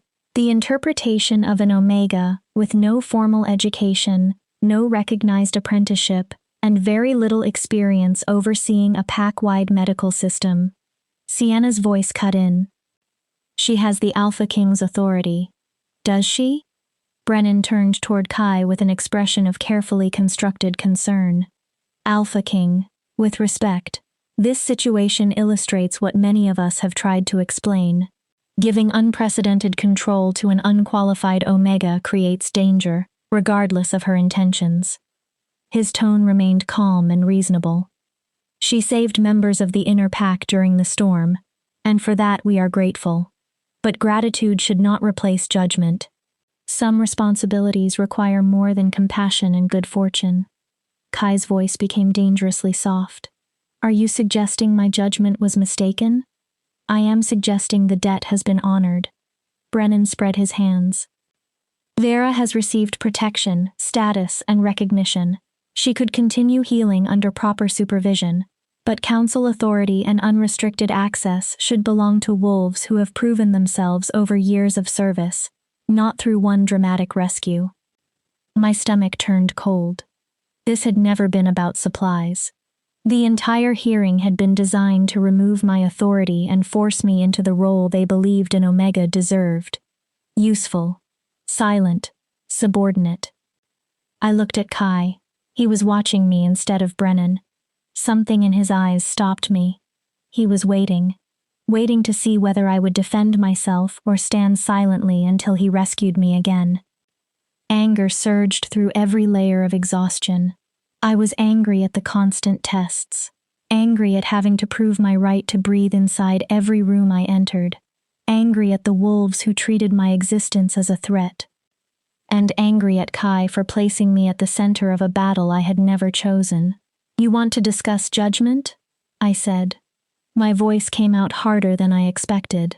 Then let us discuss it. I faced the council. Aldrich stockpiled medicine in a facility treating perhaps 20 wolves a month, while the main infirmary, which treats hundreds, ran critically short. That is not careful medical planning. It is pride and territorial control placed above patient safety. How dare you? Aldrich began. I am not finished. The force in my voice shocked even me. I turned to Brennan. You say I lack education and experience. You are correct. I taught myself, because no one believed a human-locked Omega deserved formal training. I felt every eye in the hall. But I learned something your experienced healer apparently forgot. Medicine exists to save lives. It is not a symbol of rank. It is not property to be hidden so one facility appears more important than another. This arrogance proves our concern, Brennan said. You want to remove my authority? The words came sharp as a blade. Fine, but stop pretending this is about qualifications. You cannot tolerate seeing an Omega hold rank equal to yours. The hall went still. You cannot bear the thought that someone you consider broken and worthless became more valuable to this pack in one night than you have managed to become through years of protecting your position. Silence swallowed the room. I knew I had gone too far. I no longer cared. You are correct about one thing, I continued, my voice beginning to shake. I do not belong here. Pain cracked through the anger. Not because I am incapable, because I am exhausted. I looked around at the faces watching me. I am exhausted by the tests, the whispers, the meetings where I am ignored, and the wolves waiting for me to fail. I have spent 4 weeks trying to prove I deserve the position I was given. My throat tightened. It will never be enough. You decided what I was before I entered this keep. Then I turned toward Kai. You wanted me to become proof that your reforms work, a symbol that Omegas can possess value in your new system. My voice broke despite my effort to control it. But I am not a symbol, I am a person, and I cannot keep serving as your political declaration while everyone around me waits for me to collapse. Kai's face remained unreadable. Something flashed in his silver eyes. Surprise. Perhaps pain. I faced Brennan again. So here is my response. You want my authority removed? Consider it surrendered. You want me placed beneath supervision? You have won. I reached for the silver clasp at my throat. I will work as an ordinary healer under whatever rules make you comfortable, but I am finished trying to become something I was never allowed to be. I removed the midnight blue cloak. The cloak that announced rank, protection, and value.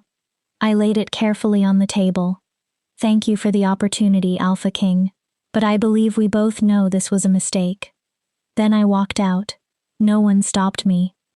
I crossed the hall through complete silence, past the staring wolves, and did not look back. I made it halfway to my quarters before the fury collapsed into grief. I had tried. I had given everything, and I had still failed. I was so lost in the thought that I did not hear the footsteps behind me until a hand closed around my arm. I spun around, expecting Kai, Sienna, or Thorn. Instead, I found Dominic. The visiting Alpha had remained at the keep, watching the fracture with those cold, calculating eyes. That was quite a performance, he said. His smile made my skin crawl. Are you always so determined to destroy yourself, little Omega? Or is that a gift the Northern Pack brought out in you? I tried to pull away. His grip tightened just enough to make the message clear. What do you want? To offer you another path. Predatory interest shone in his eyes. You obviously do not belong here. The Northern Pack does not appreciate what you can offer. He leaned closer. The Eastern Territories understand the value of talented healers, especially those with your courage. Understanding came quickly. You want me to defect. I want to free you from the gilded cage Kai built around you. Dominic's voice became persuasive. Come east. No endless council tests. No pressure to become a symbol. No pretending to be something you are not. Honest work, proper payment, and freedom from judgment. The offer struck every wound the council had opened. For one dangerous moment, it tempted me. Then the same instinct that had made me open my shelter door warned that his kindness concealed teeth. No. I forced the word out clearly. Thank you, but no. His expression hardened. Think carefully. You publicly challenged the council, insulted senior wolves, and rejected the Alpha King's protection. You destroyed your position in one speech. His grip tightened again. There is no path back from this. You are finished in the north. Then I am finished. I tore my arm free. But I am not going east with you. Pity. Dominic stepped away. I would have treated you better than Kai ever could. His smile became thin and cruel. But if you prefer to fall beside the Northern Pack's failed experiment, that is your decision. He walked away. I remained in the corridor, shaking from anger and adrenaline, certain that I had made everything worse. I did not return to my quarters. Instead, I went to the infirmary and hid in a narrow supply room where no one would expect to find me. I sat on the floor among folded bandages and sealed jars, wrapped my arms around my knees, and finally allowed myself to break. I had fought so hard to belong. In 4 weeks, I had managed to confirm every accusation my enemies made. I had lost control in front of the council. I had surrendered the authority Kai gave me. I had probably damaged his reforms beyond repair. The traditionalists would say an Omega could not endure power. They would say Kai had been blinded by gratitude. They would say I was exactly what they had always believed: broken, arrogant, unfit. The door opened. I kept my head lowered. I could not bear to see Kai coming to dismiss me, Sienna arriving to explain how much damage I had caused, or Thorn realizing his faith in me had been misplaced. Little healer. Kai's voice was quiet and careful. We need to speak. I know. I stared at the floor. I will pack. I will leave without causing more trouble. Look at me, Vera. I did not want to. His tone made refusal impossible. I lifted my head. Kai crouched in front of me, still wearing his formal council clothes. His silver eyes held an emotion I could not identify. You are not leaving. I blinked. What? You are not packing, you are not surrendering your rank, and you are not allowing Brennan's faction of cowards to convince you that you are small. His voice was firm, but gentleness ran beneath it. Do you know what I saw in that hall? I shook my head. I saw an Omega stand against a coordinated attack from some of the strongest political wolves in my court. He moved closer. I saw you defend your choices with records, logic, and results. I saw you expose hoarding that endangered patients. His fingers touched my chin and lifted my face until I had no choice but to meet his gaze. And I saw you finally stop waiting for me to rescue you. His eyes burned into mine. You rescued yourself. But I failed. I surrendered everything. You claimed your agency, he corrected. You told me and the council that you refused to exist as a political object. You defined your boundaries. His voice softened. That is not failure, Vera. That is exactly the strength I am trying to build into this pack. The council will never accept me now. I insulted them. The council will accept the truth. A sharp smile touched his mouth. And the truth is that you were right. Aldrich hoarded supplies. His pride damaged patient care. Brennan organized the hearing because he wanted your authority removed. Kai rose and pulled me up with him. Your full position is restored. I stared at him. You cannot simply do that. They will revolt. Let them. His silver eyes became fierce. I have tolerated the traditionalists because I believed gradual change would bring them with us. Tonight proved they do not intend to adapt.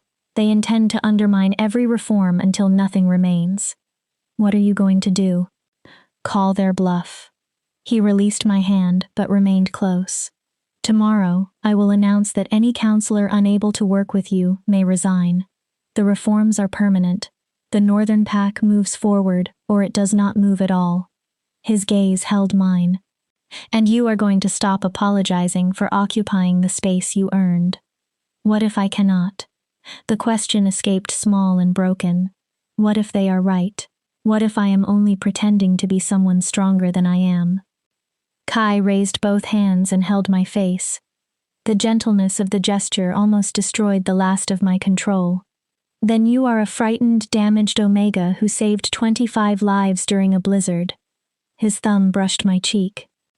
You reorganized a failing medical system in 4 weeks.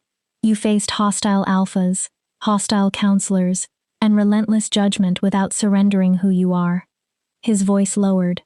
You are allowed to be tired. You are allowed to become angry. You are even allowed to doubt yourself. He drew closer. But you are not allowed to give up. Not when we are this close. Close to what? To proving that another way can survive. To creating a pack where birth does not determine value. He paused. And perhaps, if I am honest, close to something that has nothing to do with politics. The air between us changed.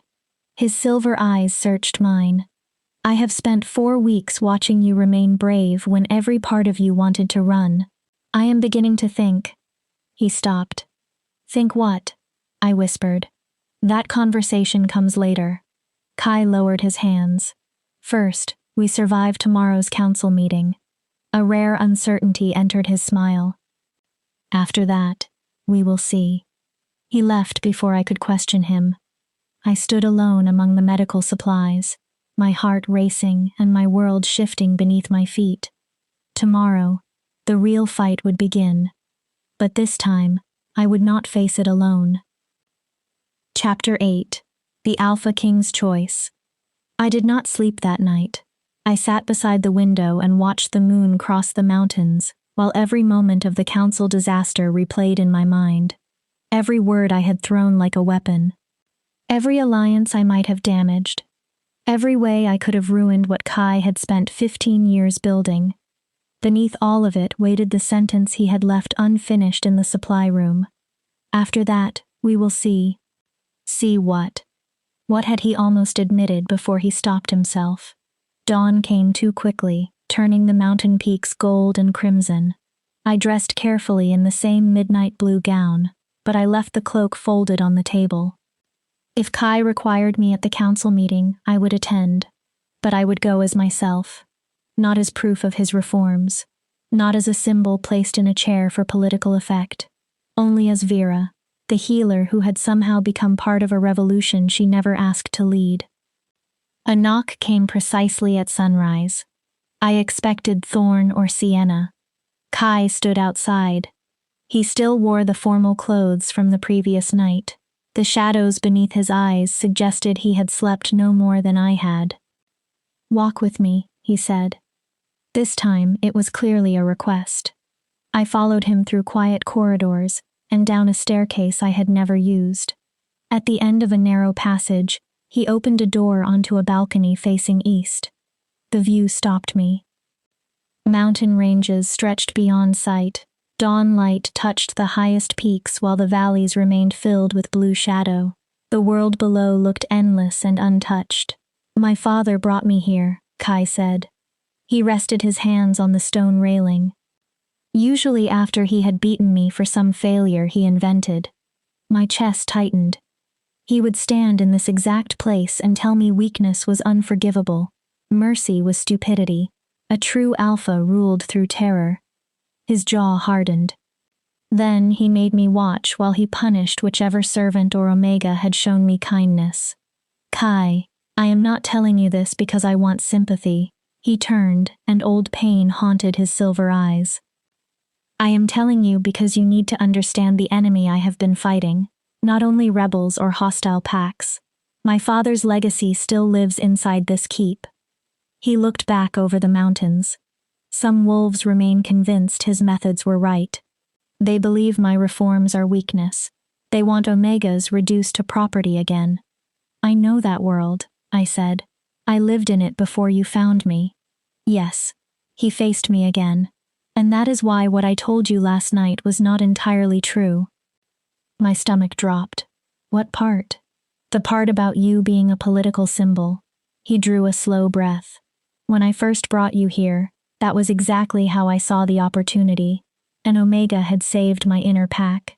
If I gave her rank and she succeeded, she would prove that compassion and competence mattered more than bloodline. His mouth tightened with self-disgust. I thought it was perfect. And now? Now I understand how unfair it was. He stepped closer. I used your gratitude and your isolation. I placed you in the center of a political war and expected you to survive every attack because I needed your success. His voice became rougher. Last night, when you removed that cloak and said the entire arrangement was a mistake, part of you was right. The words hurt even though I had said them first. Not the part that called you unqualified, he continued. Not the part that claimed you did not belong. He held my gaze. You were right that I turned you into a symbol before I allowed you to be a person. For a moment, neither of us spoke. He was the Alpha King. He could have defended every choice, blamed the council, and demanded obedience. Instead, he was admitting fault. What happens now? I asked. Now I give you a real choice. He came to stand directly before me. Not the false choice at your shelter, not come with me or live beneath 300 guards. His expression was completely open. A genuine choice. He paused. Stay. The single word carried more weight than any command. Stay as my healer, with the authority you earned through your own work.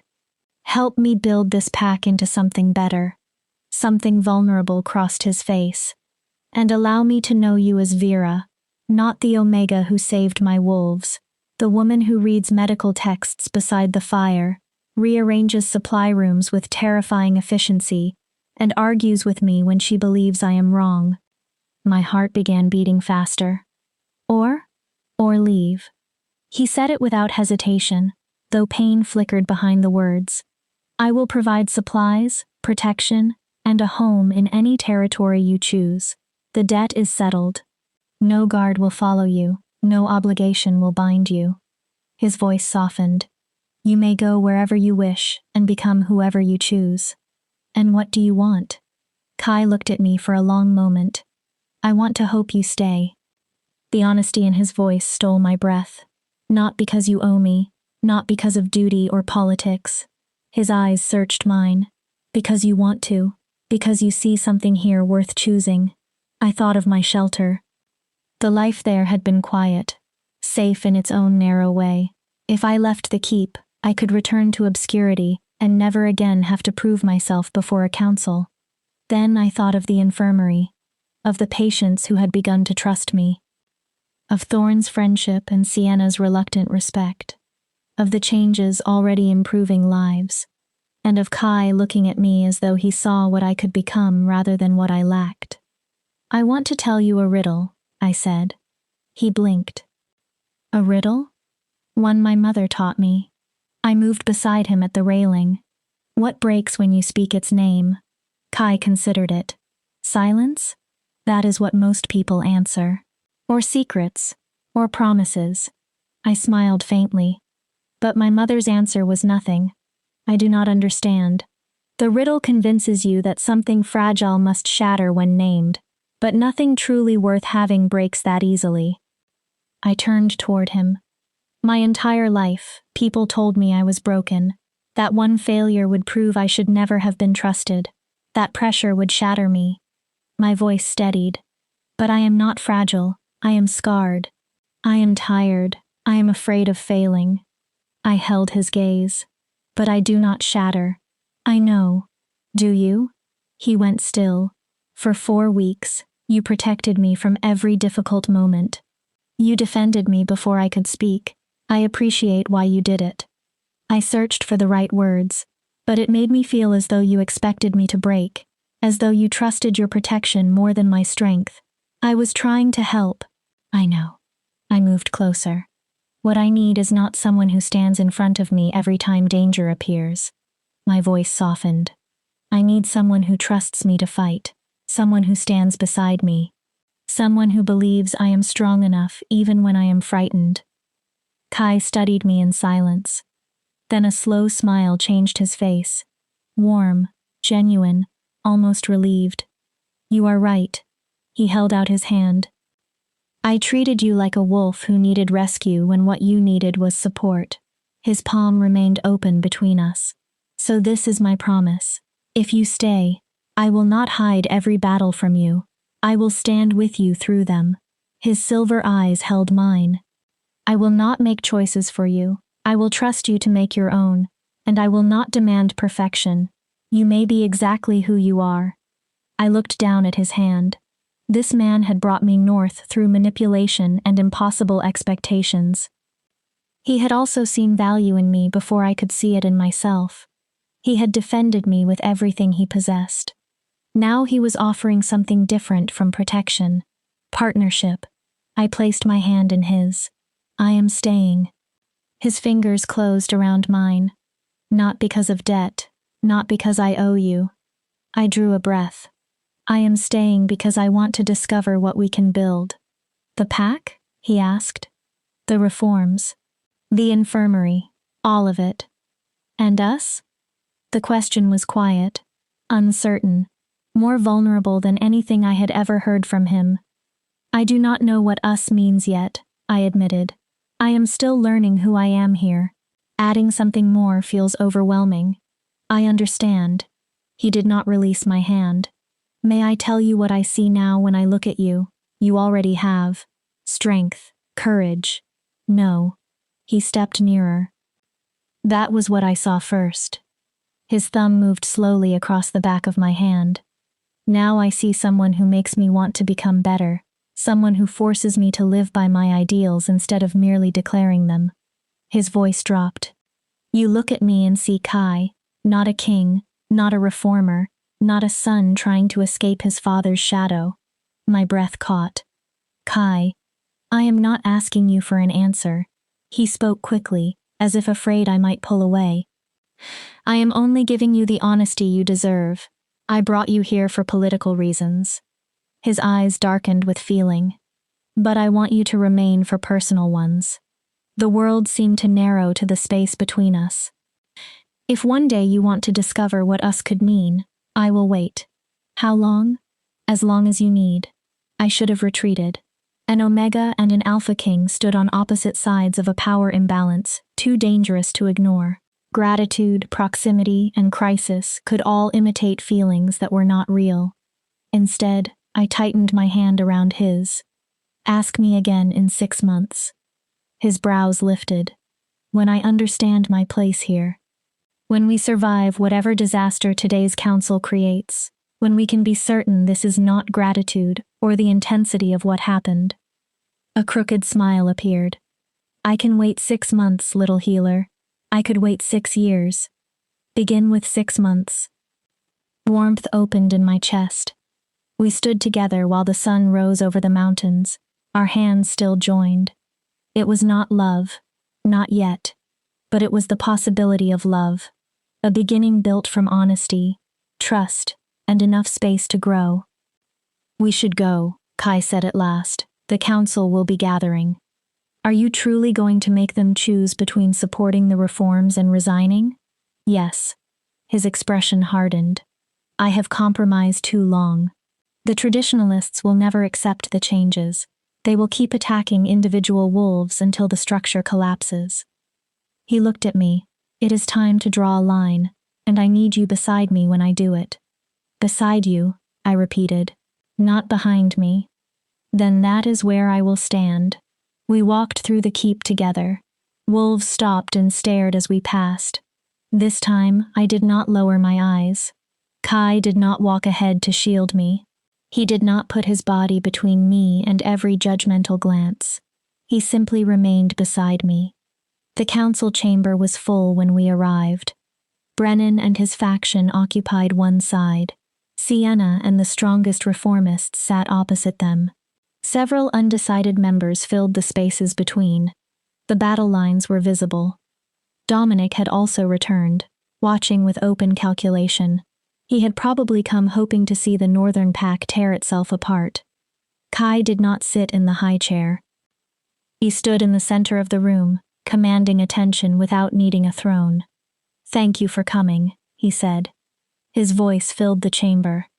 Last night revealed that this pack has reached a crossroads. Today, we decide which direction we take. Alpha King, Brennan began. If this concerns the Omega's outburst, it concerns far more. Kai's words cut across his. 15 years after I took power, some wolves still believe strength comes from domination. They call compassion weakness. They would rather return to my father's hierarchy than accept meaningful change.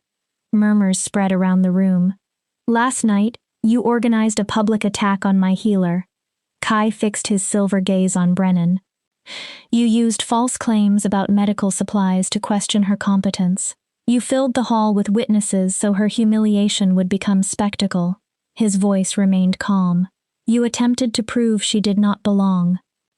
He paused. In doing so, you proved that the greatest threat to this pack is not an Omega holding council rank. It is a group of traditionalists willing to endanger patient care to defend their own status. That is unfair, one counselor protested. Is it? Sienna asked. Her green eyes flashed. Brennan has excluded Vera from meetings, undermined her orders, and spread doubt about her competence for weeks. Meanwhile, treatment times improved. Supply waste decreased. The infirmary now handles more patients safely than it did before she arrived. She is still untrained, Brennan snapped. Her success could be luck. The first serious failure will expose. When something goes wrong, I will handle it, I said. Every face turned toward me. Just as I handled the storm, just as I handled the infirmary, just as I handled every challenge you arranged during the last 4 weeks. Brennan's face reddened. You surrendered your position. You have no right to speak in this chamber. I did not surrender. I stepped forward. I set a boundary. I refused to remain your political target. My voice stayed level. That is called self-respect, counselor. You may wish to develop some. Shock moved through the room. A few wolves hid laughter. Kai's expression remained controlled, but approval warmed his eyes. Here is what happens now, he said. The chamber quieted. The reforms are permanent. His voice struck with the force of law. Omegas who demonstrate skill may hold authority. Betas may speak in council. Rank will be determined by merit, loyalty, and service rather than bloodline alone. He looked from one traditionalist to the next. Any wolf who cannot accept that direction may leave the northern pack and find a territory aligned with older values. The chamber erupted. Voices rose from every side. Some wolves shouted support. Others protested. Brennan stood with fury burning across his face. You cannot exile half your council for disagreement. That is tyranny. I am not exiling anyone, Kai replied. I am offering a choice. His tone remained calm. Stay and help build the pack I lead, or leave and seek a structure you believe in. What you may not do is remain here while undermining every reform through sabotage. What if we stay and vote against your policies? Another counselor demanded. Then vote against them. Kai's smile sharpened. That is the purpose of a council. Debate, disagree, compromise. His eyes moved across the chamber. But vote honestly, based on policy and pack welfare. Do not disguise prejudice as concern. Do not arrange attacks against individual wolves because you resent what their success represents. He turned slowly so every wolf could hear him. I became Alpha King to change this pack. I intend to create a place where value is not determined at birth. Omegas will have agency. Betas will have a voice. Every wolf will be given the opportunity to contribute according to ability. His expression hardened. That vision is not negotiable. Silence fell. If you can work within it, even when you disagree with individual decisions, I want you here. He looked directly at Brennan. If you fundamentally believe wolves like Vera deserve neither authority nor respect, then we have reached the end of our road together. For several long seconds, no one moved. Then Sienna stood. I support the Alpha King's vision. I always have. She glanced toward me. And for the record, Vera is the most effective healer this pack has had during my 15 years on the council. Thorn rose next. The inner pack stands with Kai. His gray eyes found mine. And with Vera. One by one, the reformists stood. Then several moderates joined them. To my surprise, a few wolves I had assumed were traditionalists also rose. Their discomfort with change did not outweigh their loyalty to results. Brennan remained seated. 5 hardline counselors stayed with him. They exchanged glances in silent communication. At last, Brennan stood. Not in support. I cannot serve a pack that elevates omegas above their proper station. His voice was rigid. I believe these reforms will weaken the North and invite challenges from territories that preserve natural hierarchy. He looked toward Kai. But I also believe in the old law that an alpha's command governs his territory. Brennan inclined his head. I will leave before the end of the week and seek a pack whose values align with mine. The 5 others nodded. Kai's face revealed nothing. You will leave with honor, full provisions and recommendations acknowledging your service. Surprise crossed several faces. I reject your beliefs, Kai continued, but I will not erase the years you served this pack. Your departure will be dignified. Brennan seemed briefly unable to answer. It was more grace than I would have offered. Then I understood. Kai was proving that disagreement did not require cruelty. His new structure allowed dissent. It simply refused sabotage. Thank you, Alpha King, Brennan said. He hesitated, then looked at me. I hope I am wrong. His voice had lost some of its bitterness. For all our sakes. He left the chamber with the other 5 traditionalists. The air immediately felt lighter. Well, Sienna said, that was dramatic. Kai laughed. A true laugh, filled with exhaustion and relief. An understatement, Sienna. He looked around the remaining council. We have positions to fill, policies to review, and a pack to run. Then he turned to me. But first, Vera, I believe you left something behind last night. He held out my midnight blue cloak. I stared at it. This was not merely clothing. It represented authority, protection, and a place at the council table. The first time I wore it, it had felt like a costume chosen for me. Now Kai was returning it after I had fought for the right to define what it meant. I took the cloak and fastened it around my shoulders. Thank you. Always, little healer. His gaze held mine, warm with promise. Always. The council remained in session for 3 more hours. We discussed replacements, reviewed infirmary authority, and planned how to strengthen the reforms without turning every disagreement into a war. I heard only half of it. Part of me was still trying to understand what had changed. I had entered the keep as a frightened Omega who had pulled wolves from a storm. Then I became a political symbol. I was tested, dismissed, provoked, and nearly driven away. But I had survived. Not because I never faltered. Not because I was unbreakable. I survived because I remained myself even when being myself became the hardest choice available. 6 months later, I stood on the same eastern balcony. The keep had changed in dozens of visible and invisible ways. New healers had joined the infirmary. Some were Omegas. Others were Betas who had heard about the reforms and wanted to become part of them. Patient care had improved across every territory under Northern protection. The council functioned more smoothly without wolves dedicated to destroying the vision from within. I had changed as well. The midnight blue cloak no longer felt borrowed. I was Vera, healer to the inner pack and council member of the Northern Court. I was Thorn's friend and Sienna's trusted, if frequently challenged, ally. I knew the rhythm of the keep. I knew which council battles mattered, and which insults deserved silence. Most importantly, I knew my own worth.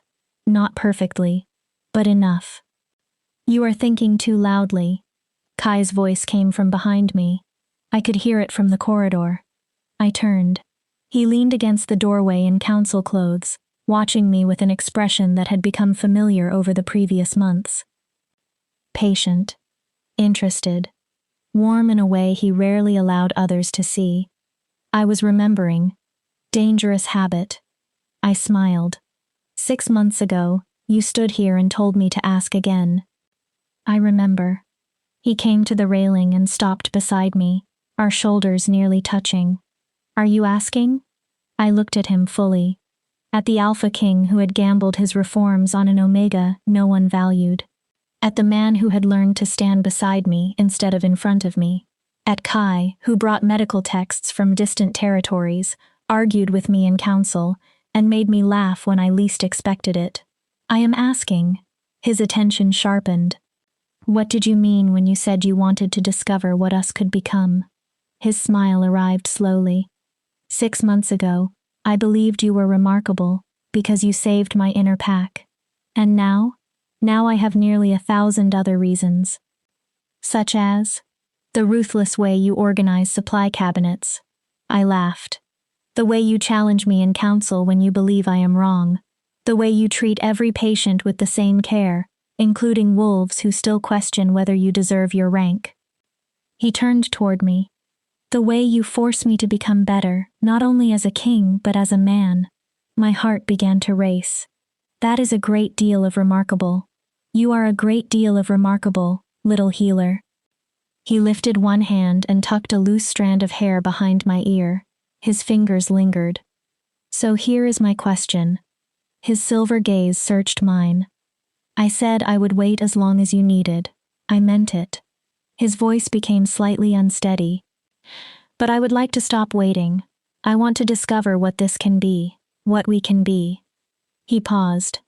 If you want it too. I thought of my mother's riddle. What breaks when you speak its name? Nothing worth having. I want it too. Kai's smile could have illuminated the entire fortress. Truly? Truly. But you need to understand something. What? I am still learning who I am. I will doubt myself. I will become tired. There will be days when I want to run back to the borderlands and hide inside my shelter. I held his gaze. I will not be easy. Good. He moved closer.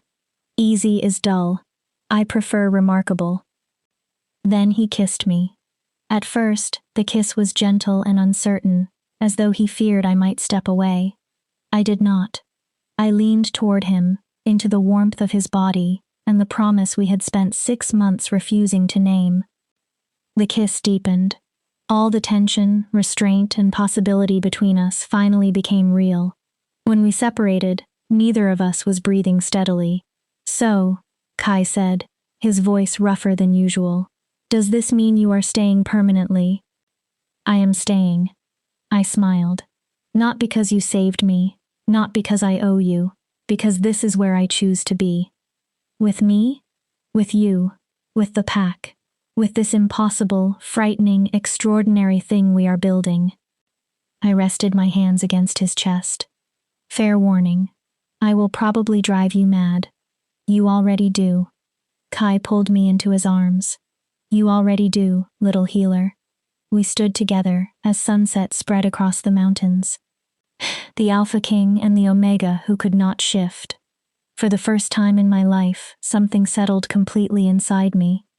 I was home, not because of blood debts, armies, political reforms, or dramatic rescues, though each had carried me here. I was home because I had found a place where damage did not erase worth, where scars were evidence of survival rather than shame, where one person looked at everything I lacked and still saw everything I was. Kai, I whispered against his chest. Yes? Thank you for seeing something worth saving. His arms tightened around me. Always, Vera. His voice held the certainty of a promise. Always. And this time, I believed him.